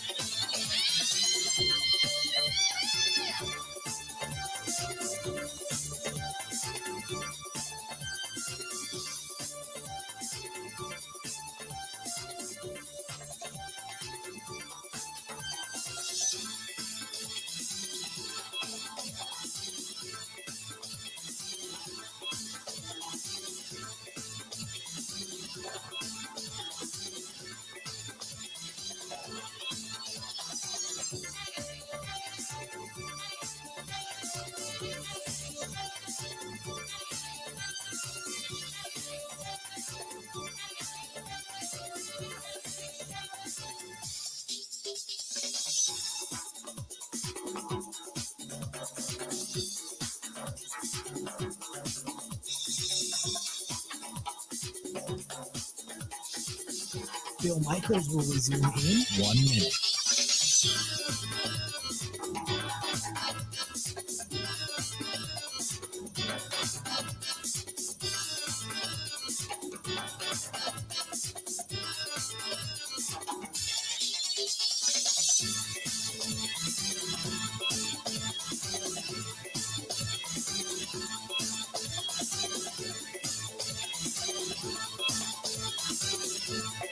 Bill Michaels will resume in 30 seconds.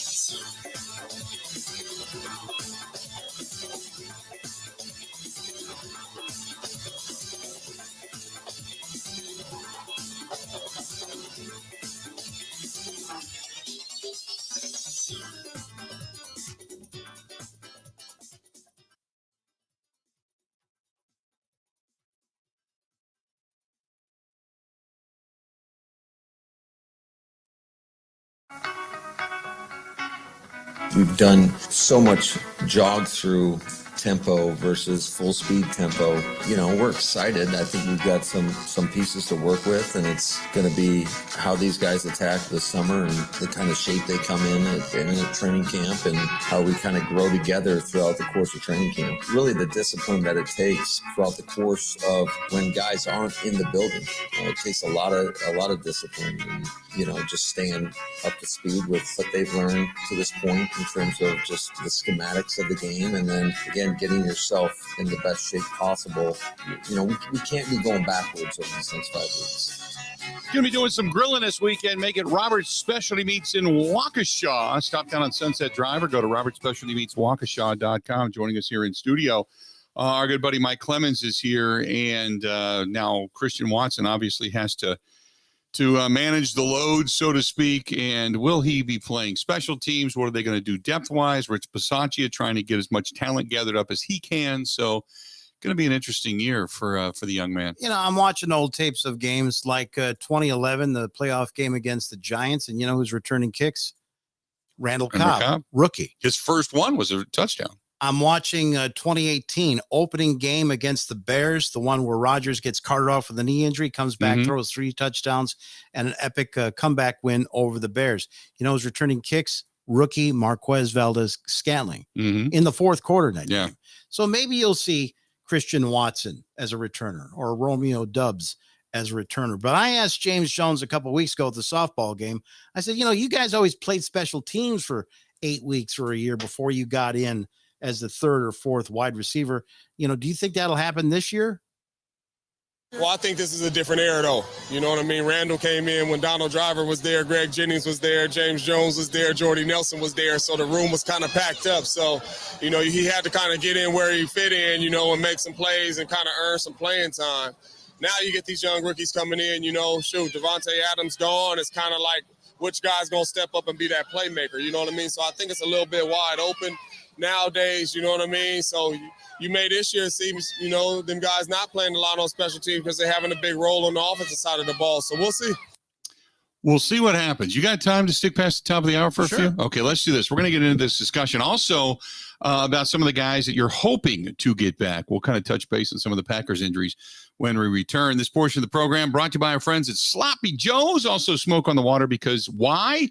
Because it's going to be a beautiful weekend for either. If you're going to do some motorcycle riding, I encourage you to head out on Hubertus Road in Hubertus, just east of Holy Hill. You can go out and get yourself a beverage or a great breakfast, some good meal if you're out riding on the motorcycle. If you're on the boat, Okauchee Lake, go to Smoke on the Water right there on Wisconsin Avenue out in Okauchee. Both great places, and I know they have entertainment music this weekend as well, but it looks like the weather's going to be picture perfect. Tomorrow might be a little bit dinged up, but for the most part, going to be nice. So get out to either location. Joe and Ellen Hennis, great people. Stop out. Stay tuned. Coming up, Mike Clemens is here in studio. Also joining us here in just a little bit, the manager of your Milwaukee Brewers.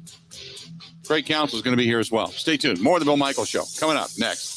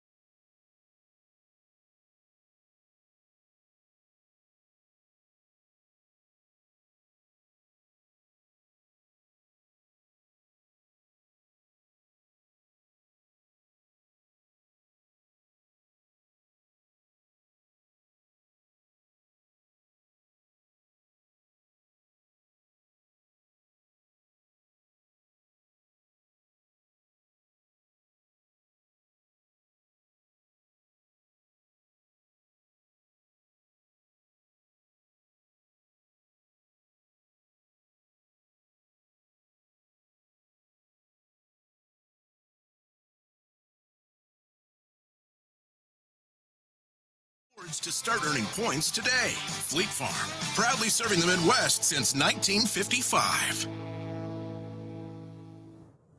Well, the Brewers and Cardinals back in a tie for first in the NL Central. That's after they beat St. Louis 6-4 yesterday. Tyrone Taylor had the big hit, 3-run homer for the Crew, while Josh Hader earned his 21st save of the season. Milwaukee to welcome in Toronto tonight for the start of a weekend series. With this Wisconsin Sports Zone Network update, I'm Zach Heil, Print.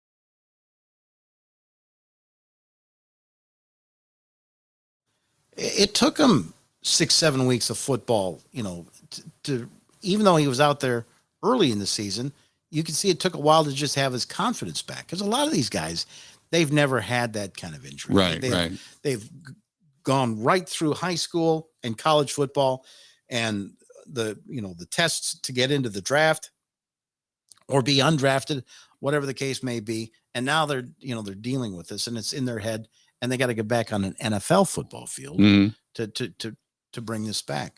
Tunyon has looked good when we've seen him doing some workouts. There's a picture I may post a little bit later on today. I was about 2 or 3 OTAs into this past May. And over there, man, there's David Bakhtiari standing in the corner talking to guys. There's Elton Jenkins hobbling around still. Yeah. Elton tore his ACL in that loss to the Vikings up in Minnesota. Right. And that was in November, like the 22nd. Yeah, I wouldn't expect him back until late October, November at the earliest. Yeah. Yeah, especially if they're going to make him a tackle or something. Right.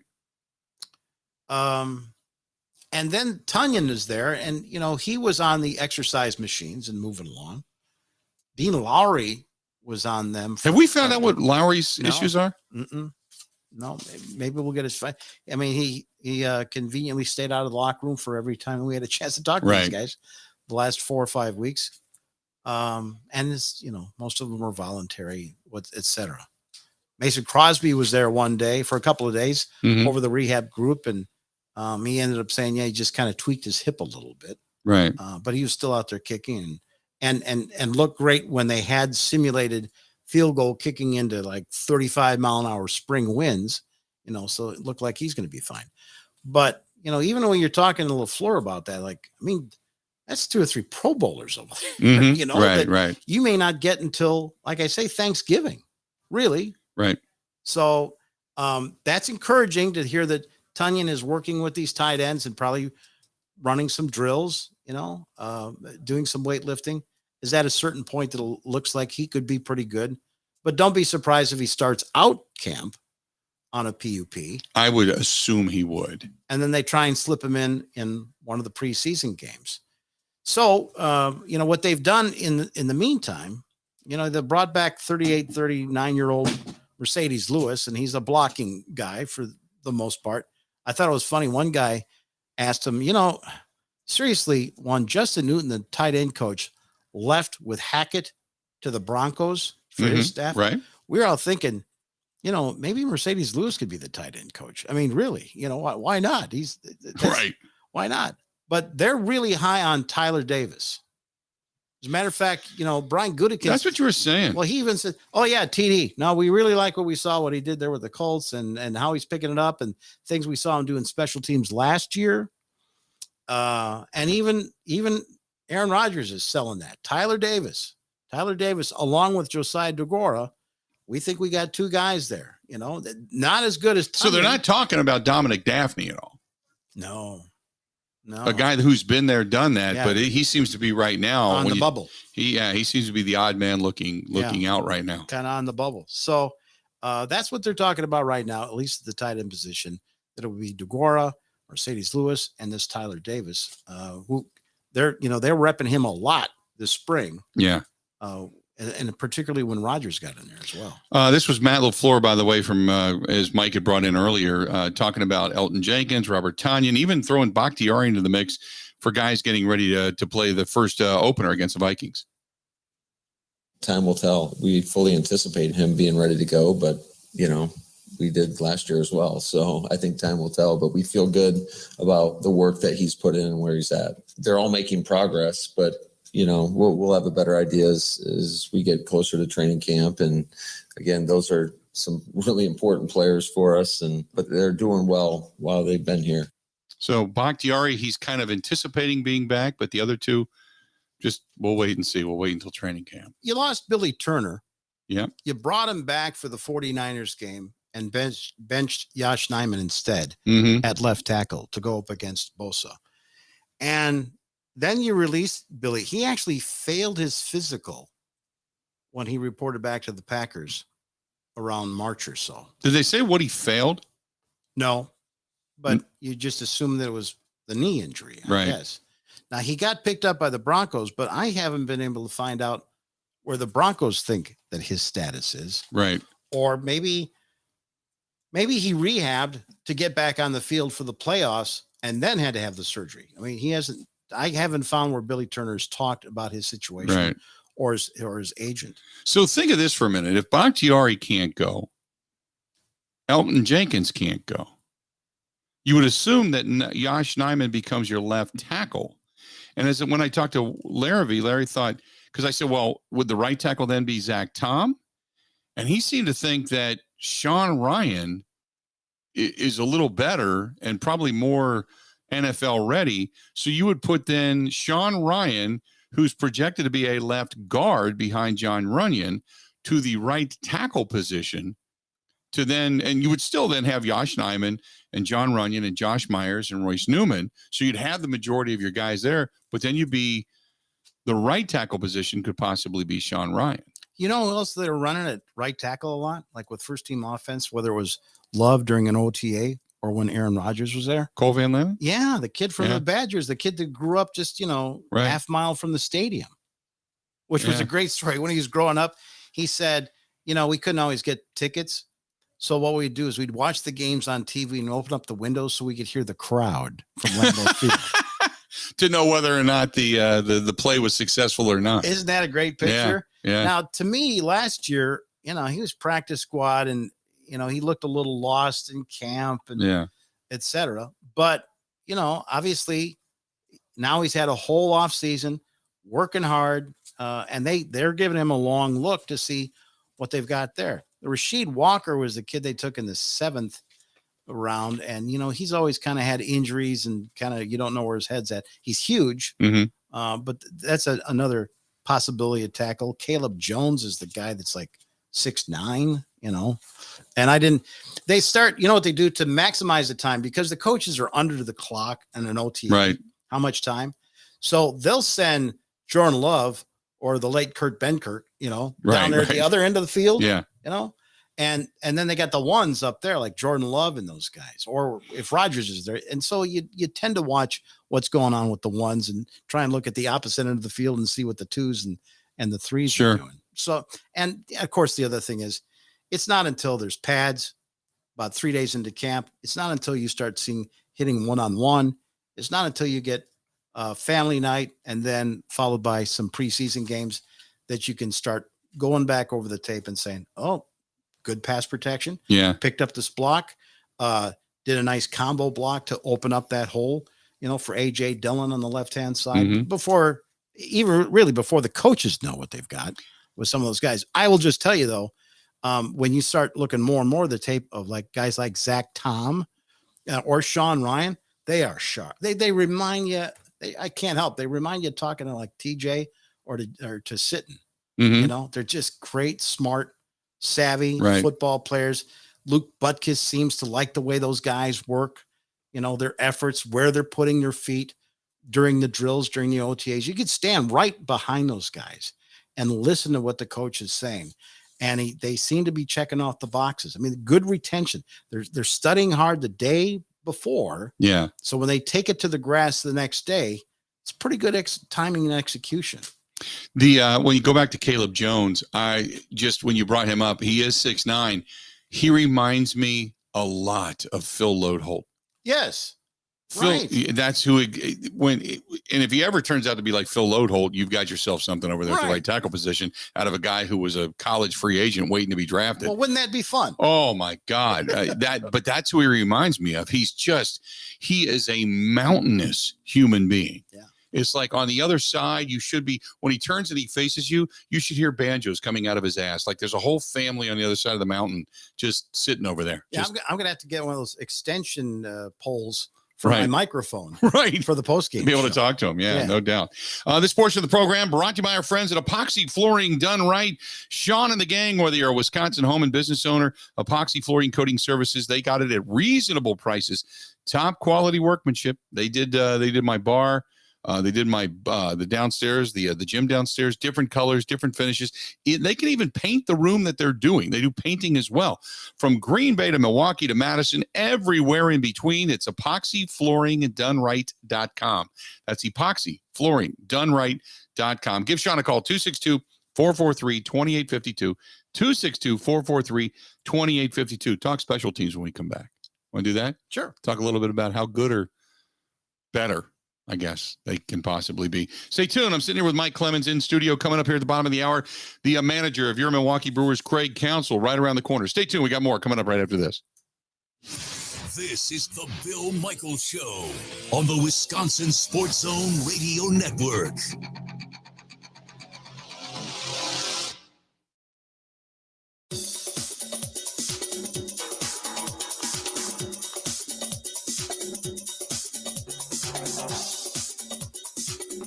Bill Michaels will resume in 3 minutes.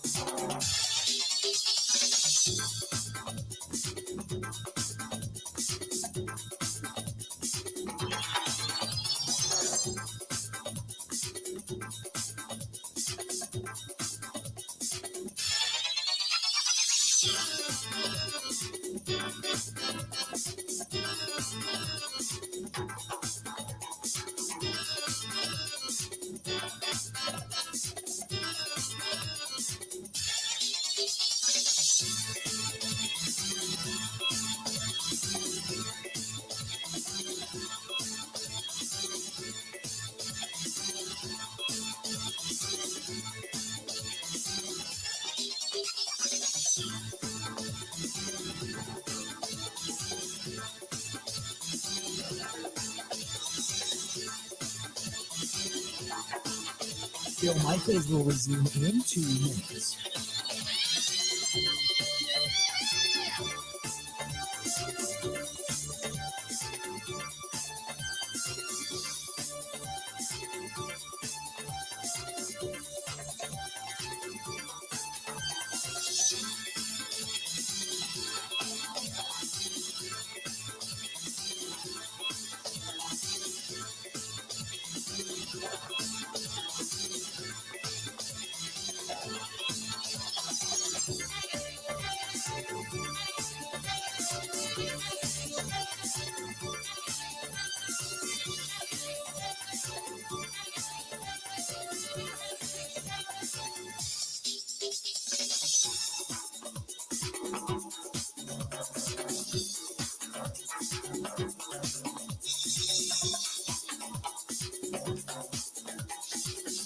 Bill Michaels will resume in 1 minute.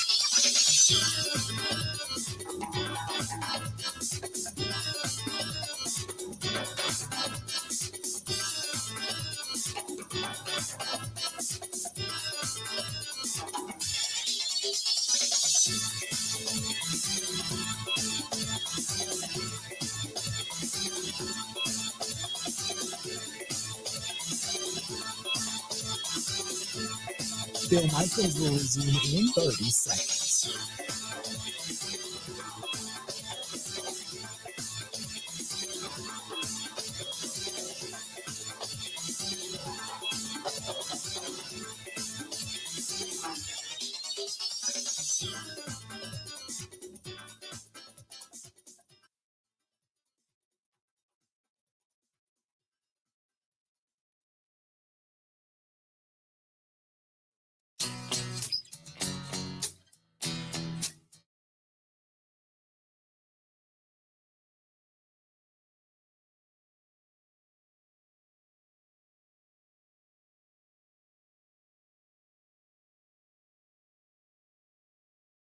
Alley is under construction, but that does not mean that it is by any way, shape, or form closed, because Jeff and Alicia, they have assured me the food is great. I've been over there. I can attest to this, but the food is great. The beverages are cold. They're still serving.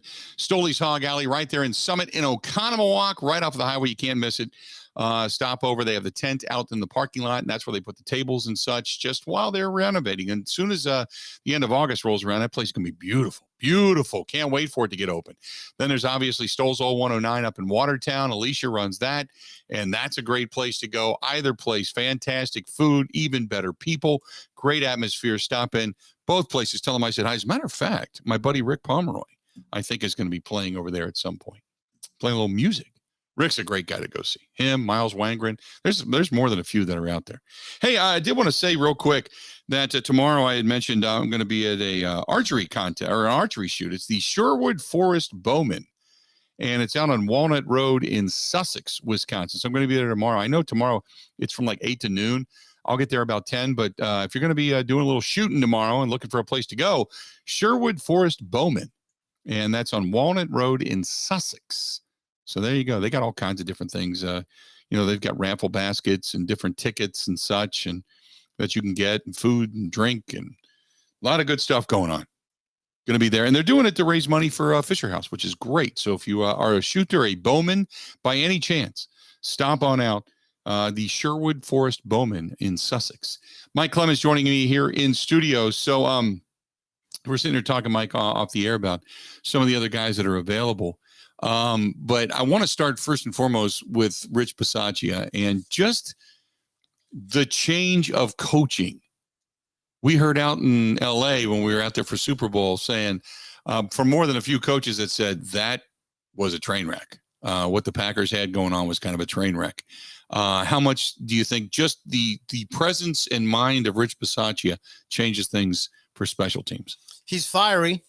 Yep. Shorter guy. It's that voice of experience. There's a command there.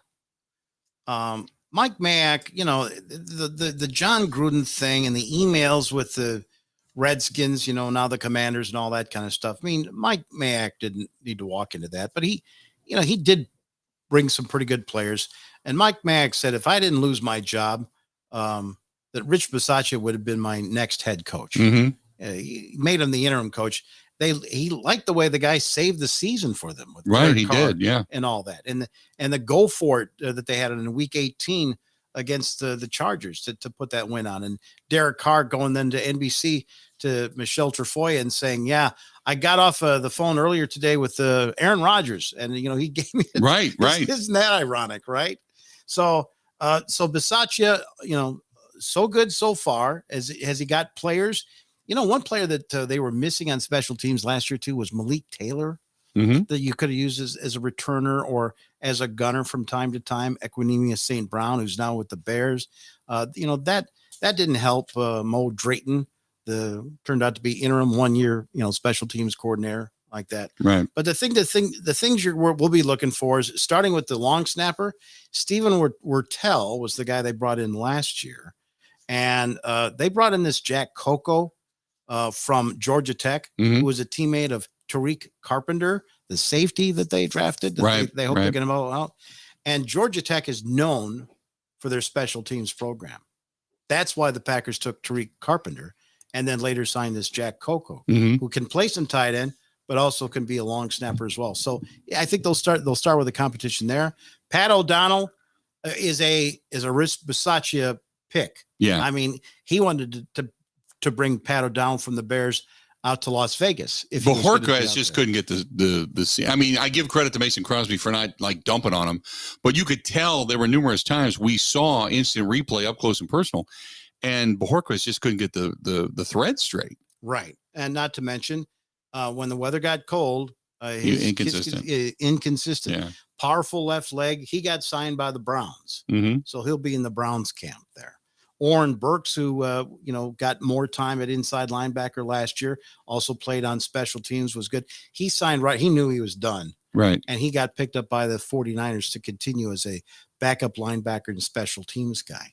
So, you'll be looking for new people to emerge. Will they actually use, Christian Watson, their new toy wide receiver, as a gunner like they did with EQ? I don't know. Right. I think when it comes to return men for the Packers, I think it should start with Amari Rodgers, the 3rd round pick from last year, who, by the way, was returning in the snow in that game against the 49ers. Eventually, do you think Kylan Hill comes back and takes that role back over?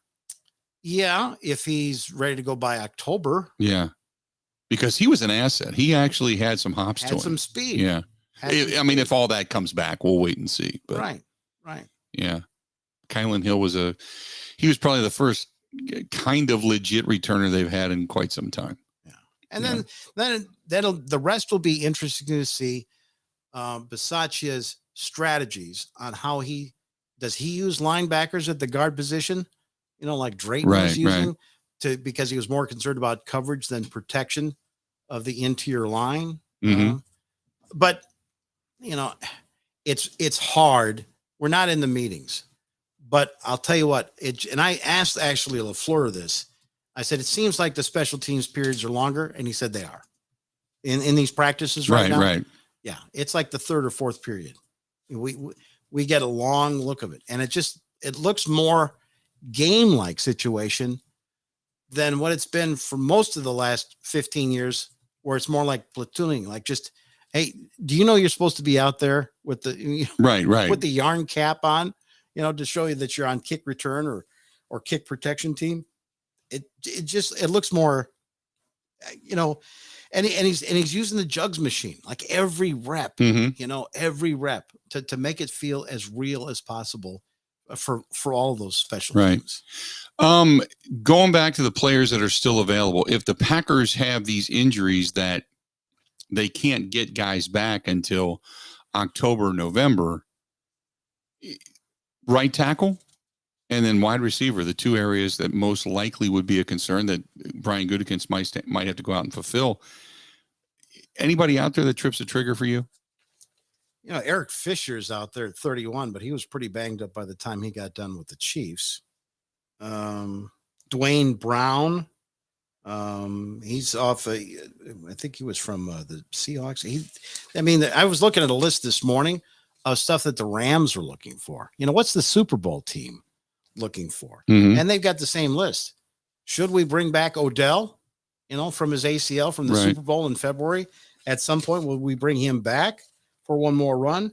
Do we need help on defensive line like Trey Flowers at defensive end? They're good at center, but J.C. Treader, who was drafted by the Packers, has been the president of the Players Union. He's 31 years old, moved on from the Browns. Mhm. He's still waiting for the phone to ring. Anthony Barr, who Broke the collarbone of Aaron Rodgers. back in 17, and you're a team that's short, if you want to think about it a little bit, at outside linebacker. Mhm. They're talking about Jonathan Garvin. That'll be really interesting to see what happens with Za'Darius. By the way, a reporter we both know, I'll tell you off the air, specifically went to the Vikings camp 2 weeks ago to get a one-on-one with Za'Darius. So we'll see if when that drops. We'll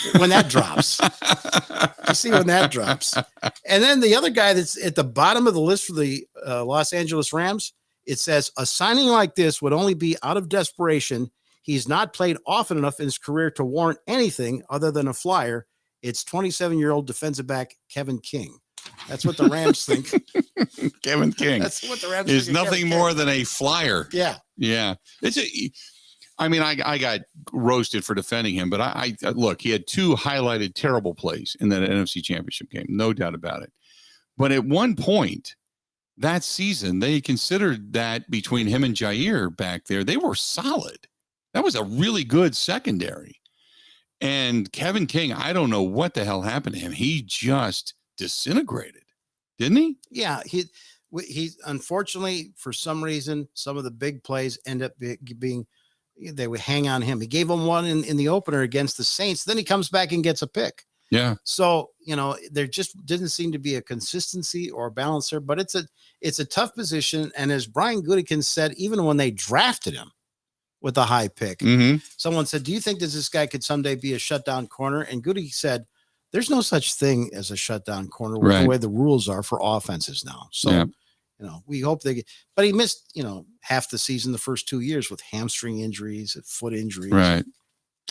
Coming up next, we're going to hear from the manager of your Milwaukee Brewers. Joining us next is going to be Craig Counsel on the program. Stay tuned. We got a lot more of the Bill Michaels Show coming up right after this. Covering Wisconsin sports like a blanket. This is the Bill Michaels Show on the Wisconsin Sports Zone Radio Network.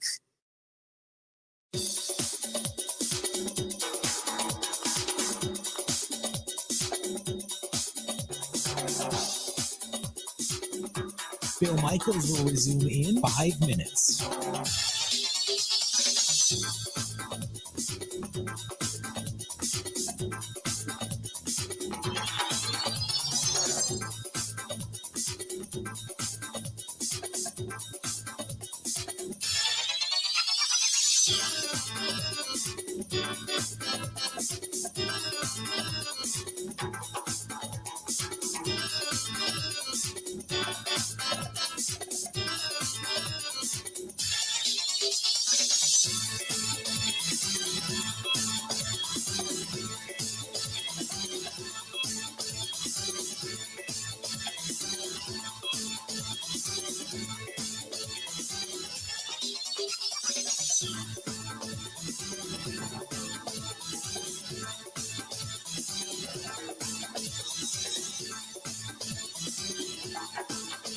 Bill Michaels will resume in 4 minutes.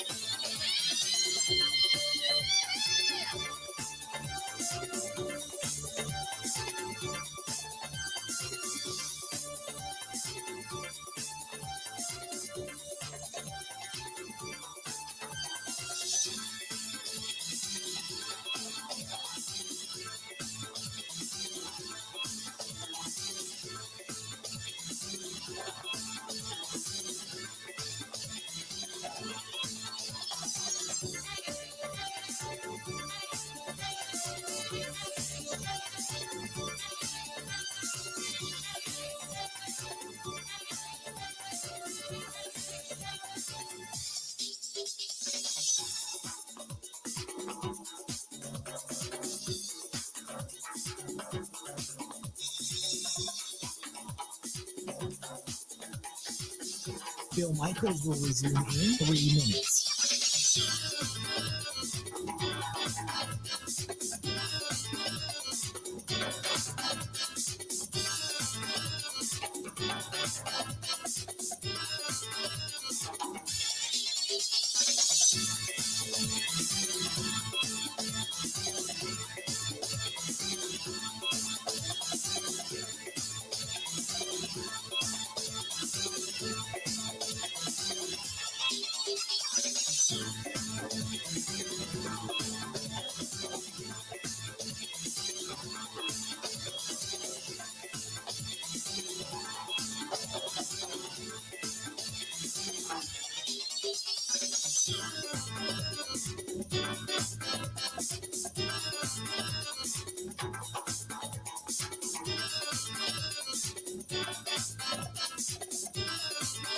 Bill Michaels will resume in 2 minutes.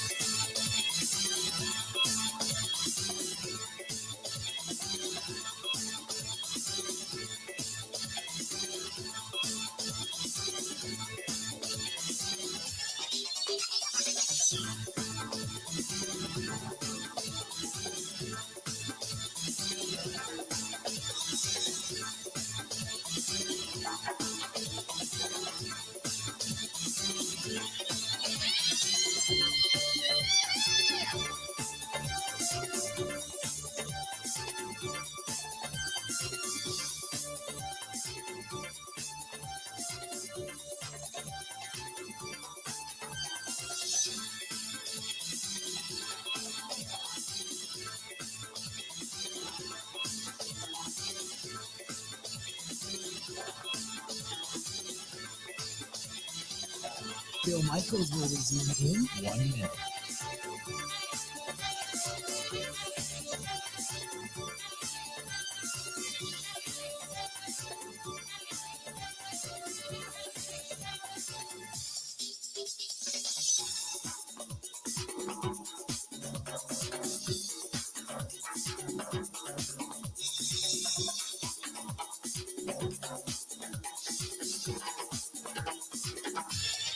Bill Michaels will resume in 30 seconds.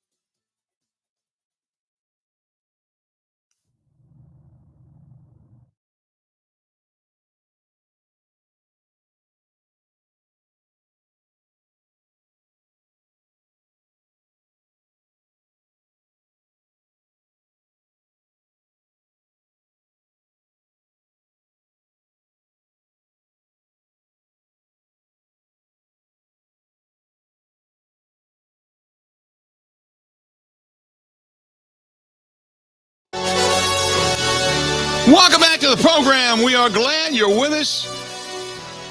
Bill Michaels Show.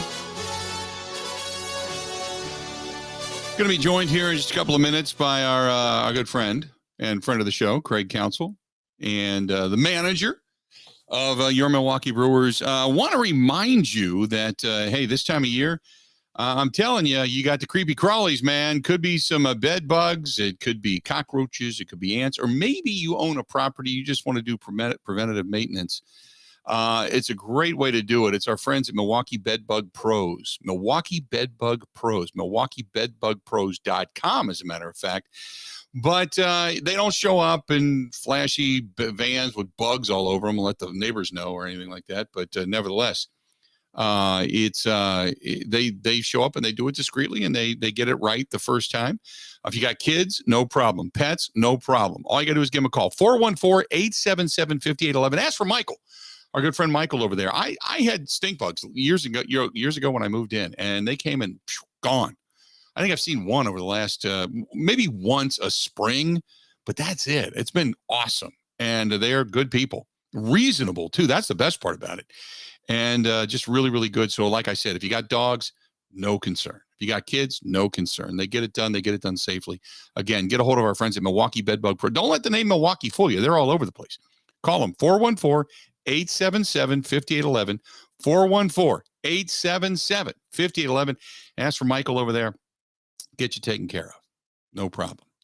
Going to be talking with Craig Counsel coming up here in just a few. So just kind of He's wrapping up a meeting, and he'll be with us in just a minute or so. That's what they're telling us. So in the meantime, I wanted to remind you, coming up tomorrow, a benefit that's going to help the Fisher House out. It's called the Sherwood Forest Bowman. It's a bow archery contest, I guess. I've never been there, and they've invited us out. We're going to go out, take a look at it. They're doing it to raise funds for Fisher House. We're the benefactor. So thanks everybody so much out there for being a part of this. But it's on Walnut Road in Sussex, Wisconsin. And there's going to be the archery contest. There's going to be raffle prizes, food, drinks, all that kind of stuff. But from 8 a.m. until noon, 12:30-ish tomorrow, we're going to be out there playing forestry, so to speak, with the bow and arrow and getting it done. But it's all in benefit for the Fisher House of Wisconsin for taking care of military members, veterans, their family members and such at a time of need. And if you can make it out tomorrow, come on out because it's going to be a lot of fun. So we're going to be talking with Craig Counsel coming up here. Well, let's do this. Actually, the manager of your Milwaukee Brewers, good friend, long time, Craig Counsel, now joining us on the phone. Craig, how you doing? Good. How are you? I'm doing well, man. If I would have said to you at the beginning of the season with all the injuries, and I don't want to go through the list because you know them, but to be sitting here today, tied for the top spot in the National League Central, would you have believed it, or would you looked at your depth and went, yeah, I believe that? Well, yeah. I mean, I don't know. I'm not very good at predicting all that stuff. So you play the games. You have to deal with what's in front of you, and then you earn your record, and so that's where we're at. The injuries obviously are challenging for every team. We're on the heavy end this year. It's going to happen to you sometimes, and it's happened to us. So.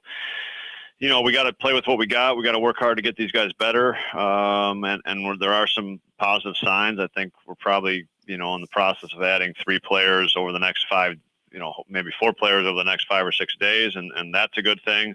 But that doesn't guarantee us wins. We're still going to have to go out and beat really good teams that we're playing. How encouraged were you after Woodruff's performance up with the Timber Rattlers? Yeah, I mean, from a health perspective, I think that's all we're worried about, really. I think he's feeling good. He's made a ton of progress, and so he's ready to go, and we're ready to welcome him back. And then I got to ask you the conversation or the thought process. When you moved Christian out of the third spot, and a lot of fans are saying, well, he's just struggling, you got to move him down. You took the opposite, and you moved him up. Was it a philosophical discussion with him about, hey, would you feel more comfortable in this position? Or did you just say, hey, I think it's better in leadoff, no pressure, just get on base and just work the count the way you want to do it? How did that thought process go? Yeah, I mean, I think it's always easy to say, hey, move the struggling hitter down. That means another hitter moves up. Right now, I don't think collectively, offensively, there's anybody that's really, in a spot that's like, is crushing it, so to speak. I think we've been kind of consistent throughout the group. We're getting production kind of up and down, but nobody's having that, incredible season necessarily. So, it's just a change of scenery for Christian almost. That was the thought of it. And there's no difference in how you take her at bats. I think his skill set right now is conducive to the leadoff spot. He obviously is. He takes his walks. He's a great base runner. And that's what we know about Christian, and it's not going to change. So just a little bit of different perspective. And, I think it moved Rowdy up in the lineup, if anything. And that was something I was a little interested in doing. Yeah, Rowdy. I mean, we were talking about this the other day, that when you look at the perspective of salaries and bang for your buck, my God, Rowdy Tellez, he is just, he's done everything you've asked him to do, has he not? Yeah, I mean, he's been really consistent for us. He's played kind of a sneaky, really good defense for us. Very good at receiving baseballs and kind of taking errors off the board from infielders. So he's had a nice season, and this is he's getting a chance to play for the first time every day, and he's doing a really good job of it. How difficult was the discussion the other day with Lorenzo Cain? Well, of course, those are always hard conversations. But I think you kind of you sense what's going on with the player and watch Lorenzo kind of every day. And I think when we had the conversation, I think we both realized that it was the right thing, and it was time. It's kind of the word we both used. It's never easy. Whatever Lorenzo decides to do from here on forward, if he's going to play or if he's going to call it a career, he was a great Brewer. He was a great Major League Baseball player, really fun Major League Baseball player to watch play. And I applaud him for all that and for everything he accomplished. I'm going to go over to a young guy, and that's Keston Hiura, who's had a lot of success when he's been sent down. He struggled a little bit coming up. Do you think for Keston, it's just a matter of playing every day and getting into a rhythm and trying to get more at-bats in that sense? Or because obviously if you could figure it out and it was the easy answer, it would be an easy answer. But what do you think it is for Keston? Well, I think first of all, AAA is an easier league to play in. That's number one, and I think that's really important to understand. You're not facing Corbin Burns in AAA, and that's a bit. And then you run into those guys from time to time in the big leagues. And then, look, Keston's kind of right teetering on the edge of it's a contact issue, right? He's having some trouble at times with the strikeouts, and there are players that can do it that way, but then when you make contact, you have to do damage when you make contact, and so it's you're teetering that fine line as a player, and I think Keston's shown some signs this year and some stretches, consistent at bats. I think that definitely is a solution. But I think who is he taking at bats away from? I think is you gotta have a place to take a bats away from. Is there a time that you kind of look forward down the road? I mean, I know you've said you take it a game at a time, but is there a time that you look down the road and you say, barring anything unforeseen, this is about the time we're going to get our entire team back? No, I don't think about that at all. I don't think that's productive for us to do. Because that could be, you don't know when that's going to be, and there's no certainty that ever happens. Going through your managerial career, Craig, I've known you a long time, and I was so happy that you got the job, and then ultimately you get the career wins lead as the Brewers, leader in wins for a manager. So have you changed? How much has the game changed from the sabermetrics and the analyst side to just your gut feeling, knowing the game as a player? Well, what you should do is you should use the information to make your gut better, because your gut is really you based on your experience and what and your knowledge and what you've learned, and information can help you learn too. So you use the information to make those decisions better. Every decision we make in life is essentially a gut decision. No matter, even if we're looking at a piece of paper and it's got a number on it, you're still taking in other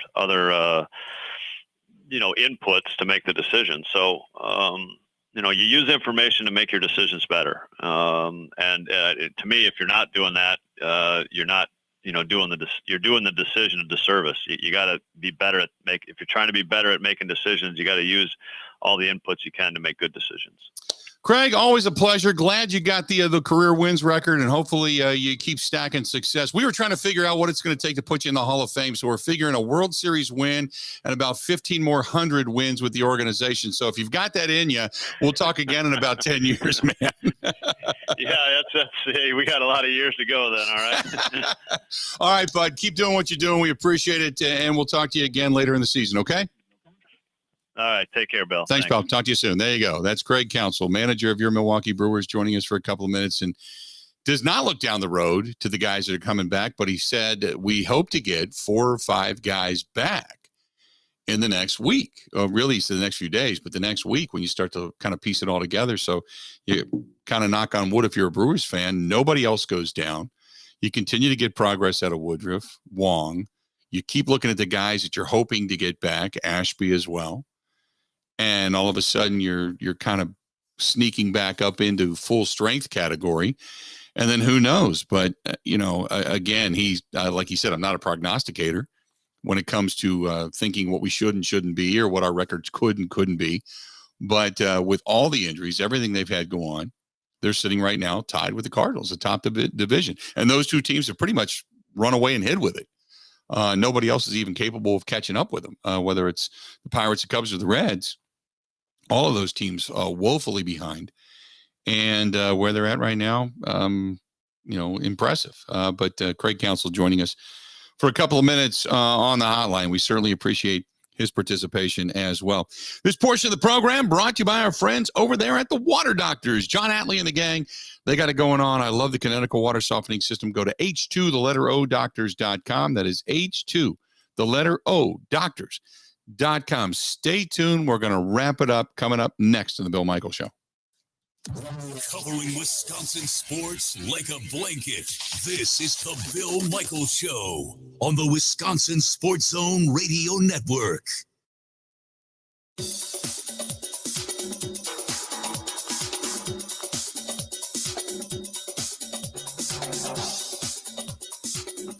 Bill Michaels will resume in 3 minutes.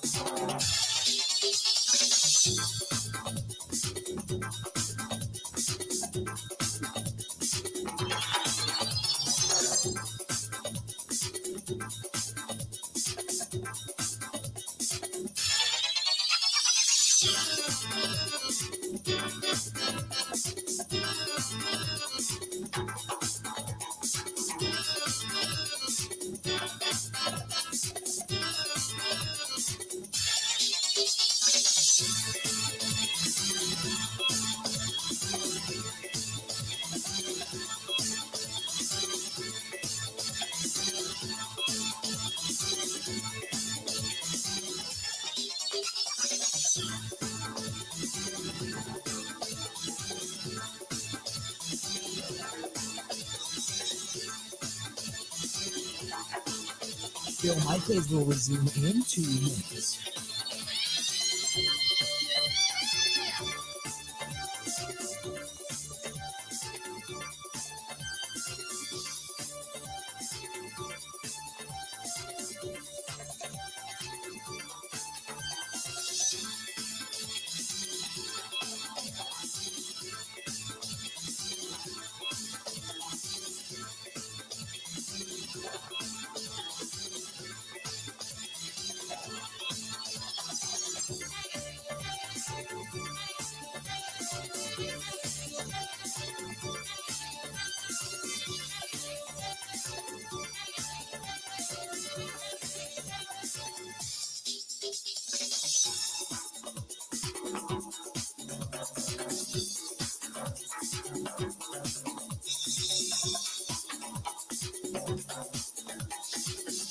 Bill Michaels will resume in 1 minute.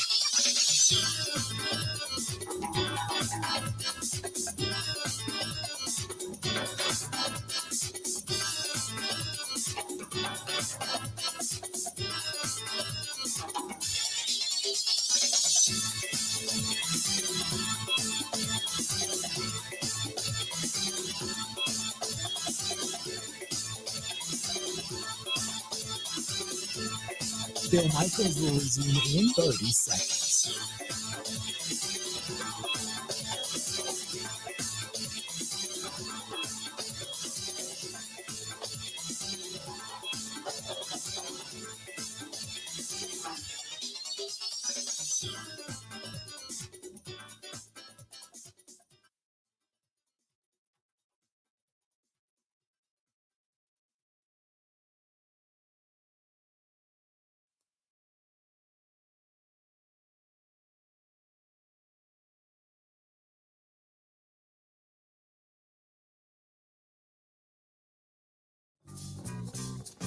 It's always easy to say, hey, move the struggling hitter down. That means another hitter moves up. Right now, I don't think collectively, offensively, there's anybody that's really, in a spot that's like, is crushing it, so to speak. I think we've been kind of consistent throughout the group. We're getting production kind of up and down, but nobody's having that, incredible season necessarily. So, it's just a change of scenery for Christian almost. That was the thought of it. And there's no difference in how you take her at bats. I think his skill set right now is conducive to the leadoff spot. He obviously he takes his walks. He's a great base runner. There you go. Those are the words of Craig Counsel just joining us moments ago on the program. It's like he said, it's easy to say move the hitter down. But since nobody's really crushing it, they decided to move him up. Took the pressure off of him, and he's produced. Side note to tonight's game, the Blue Jays hitting coach, Guillermo Martinez, suspended 5 games for his pregame exchange of words with ump Doug Eddings the other day. So as Adam McCalvey says, adjust your scorecards accordingly. For the start of tonight's series at AmFam Field, the Blue Jays hitting coach Guillermo Martinez ejected during the lineup exchange before the game even started the other day. So I just retweeted it, but nevertheless, he has been suspended for 5 games. Before the game even got going, was already firing it off with Doug Eddings. So there you have it. Good stuff from Craig Counsel, and glad to have him on the program. Remember, coming up on Sunday, September 4th, we ride for Fisher House, Wisconsin. It's our annual poker run. You want to find out all the information, go to facebook.com/Big Unit Poker Run. Facebook.com/Big Unit Poker Run. Thanks to our friends at Growth Law Firm, defending bikers as bikers and biker rights, one of the best law firms in the country. And also our friends at Great Lakes Dragaway. Looking for something to do this weekend. They're going to be running down there in the quarter mile at Great Lakes Dragaway. Also thanks to the Rock Complex, Alpine Valley Ski Resort, and Theater. Also our friends over there at Knuckleheads, Wisconsin HarleyDavidson, but also a huge thanks to our friends at Potawatomi Hotel Casino. Potawatomi Hotel Casino doing so much in the area, but also in large support of veterans in the community. They came to us. We did not go to them. They came to us and said, we want to be a part of it. We want to help support the military members, the veterans, and their families. And this is a great way to do it. So at the end of our ride, Potawatomi Hotel Casino supplying the dealers, the card dealers, for the end of the motorcycle ride. So looking forward to that as well. Thanks to them and all of the entities that are that are going to be involved with us this year. We're certainly enjoying their partnership. So, Ben, anything from Craig Counsel you learned there? Well, I mean, the Yelich stuff is obviously interesting because the thought process between maybe moving him down or up, I don't know if I really learned anything because you could kind of assume that was the thought process. Right. But instead of the guy who wasn't hitting well enough to hit third, moving him up because actually his skill set was conducive, as he said, to more of a leadoff guy. And it also how, Wong and everyone else was struggling. Right. I don't know if I necessarily learned anything else, but it's that kind of stuff. Yeah, it was interesting because there was never a thought of moving him down, which I thought was interesting. I mean, he just said, no, nobody else is really lighting it up. So instead of moving the guy that was struggling down, move him up. Take the pressure off of him. Be good to go that way. And damned if they didn't. The Brewers right now, as things stand, we always talk about where they're at in the OPS. They've come up a little bit over the last week. They've gone from 17th to 15th in team OPS. So at least, middle of the pack, you'll take it for where they were, but you'll like to see them continue to rise when it comes to team batting average on the season so far. The Brewers have not drawn up dramatically. They were at 28th at one point. They're sitting at 25th right now. So it's not like they're lighting the world on fire via getting on base consistently, but they're still fourth in all of Major League Baseball when it comes to home runs, which is still staggering. The Yankees at number 1, obviously, they're just beating the hell out of the baseball at 117 home runs on the season. The Braves at 108, the Astros at 95, and then the Brewers sitting at 94, which I still am somewhat shocked by, but they also are 5th overall when it comes to strikeouts on the season. When you ask, because most power hitting teams strike out a lot, the Yankees aren't. The Yankees sitting at 19th overall, which I found a little interesting because I thought for sure that the Yankees would be one of those teams that because they do pound the hell out of the baseball, that they would be a team that probably struck out a lot, and they don't. So Brewers get a win yesterday, back tied at the top spot with the St. Louis Cardinals. And we talked about Woodruff, who continues his rehab assignment. Last night he did it with the Wisconsin Timber Rattlers against Quad City. He made his first rehab start last Saturday with AAA Nashville. That was in Memphis, going 2 2/3. A couple of hits, a run, an earned run. Last night, better with 7 strikeouts and only 1 earned run, just kind of working on certain things and getting the feeling back.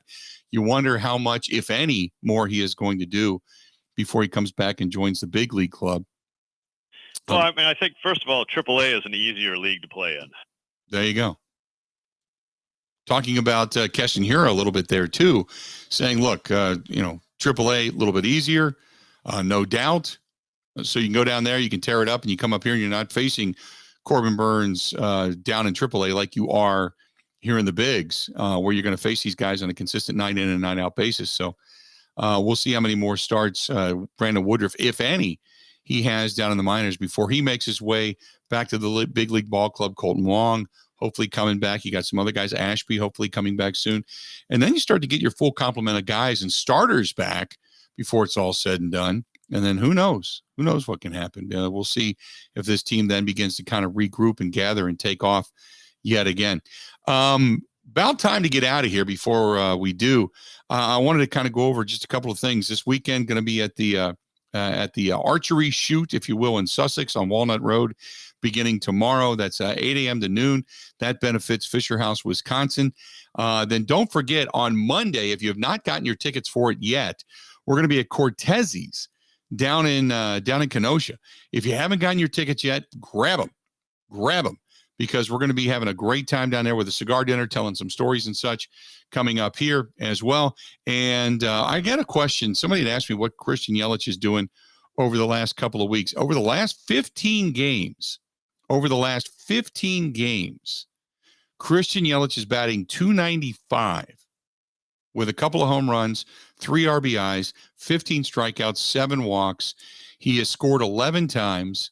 He is 18 for 61 over the last 15 games and that's the majority of the time that he has moved into the leadoff role. So it has been a godsend for him, because up until that point, he was batting .219, but .295 in the last 15 games. Over the last 7 games, not nearly as good, batting .231, an RBI, 5 strikeouts, 5 walks, stolen base, 6 for 26, but still hitting the ball. You'll take it. That'll do it. That'll wrap up our week. Get out and enjoy the weather. Enjoy Summerfest if you're going to be heading to the big gig or whatever else it is you're going to be doing. I might see you on the waterways somewhere inland here. And then we will reconvene again on Monday. Don't forget, next week, too, we're going to be at Road America coming up at the end of the week as the NASCAR series and Xfinity series come.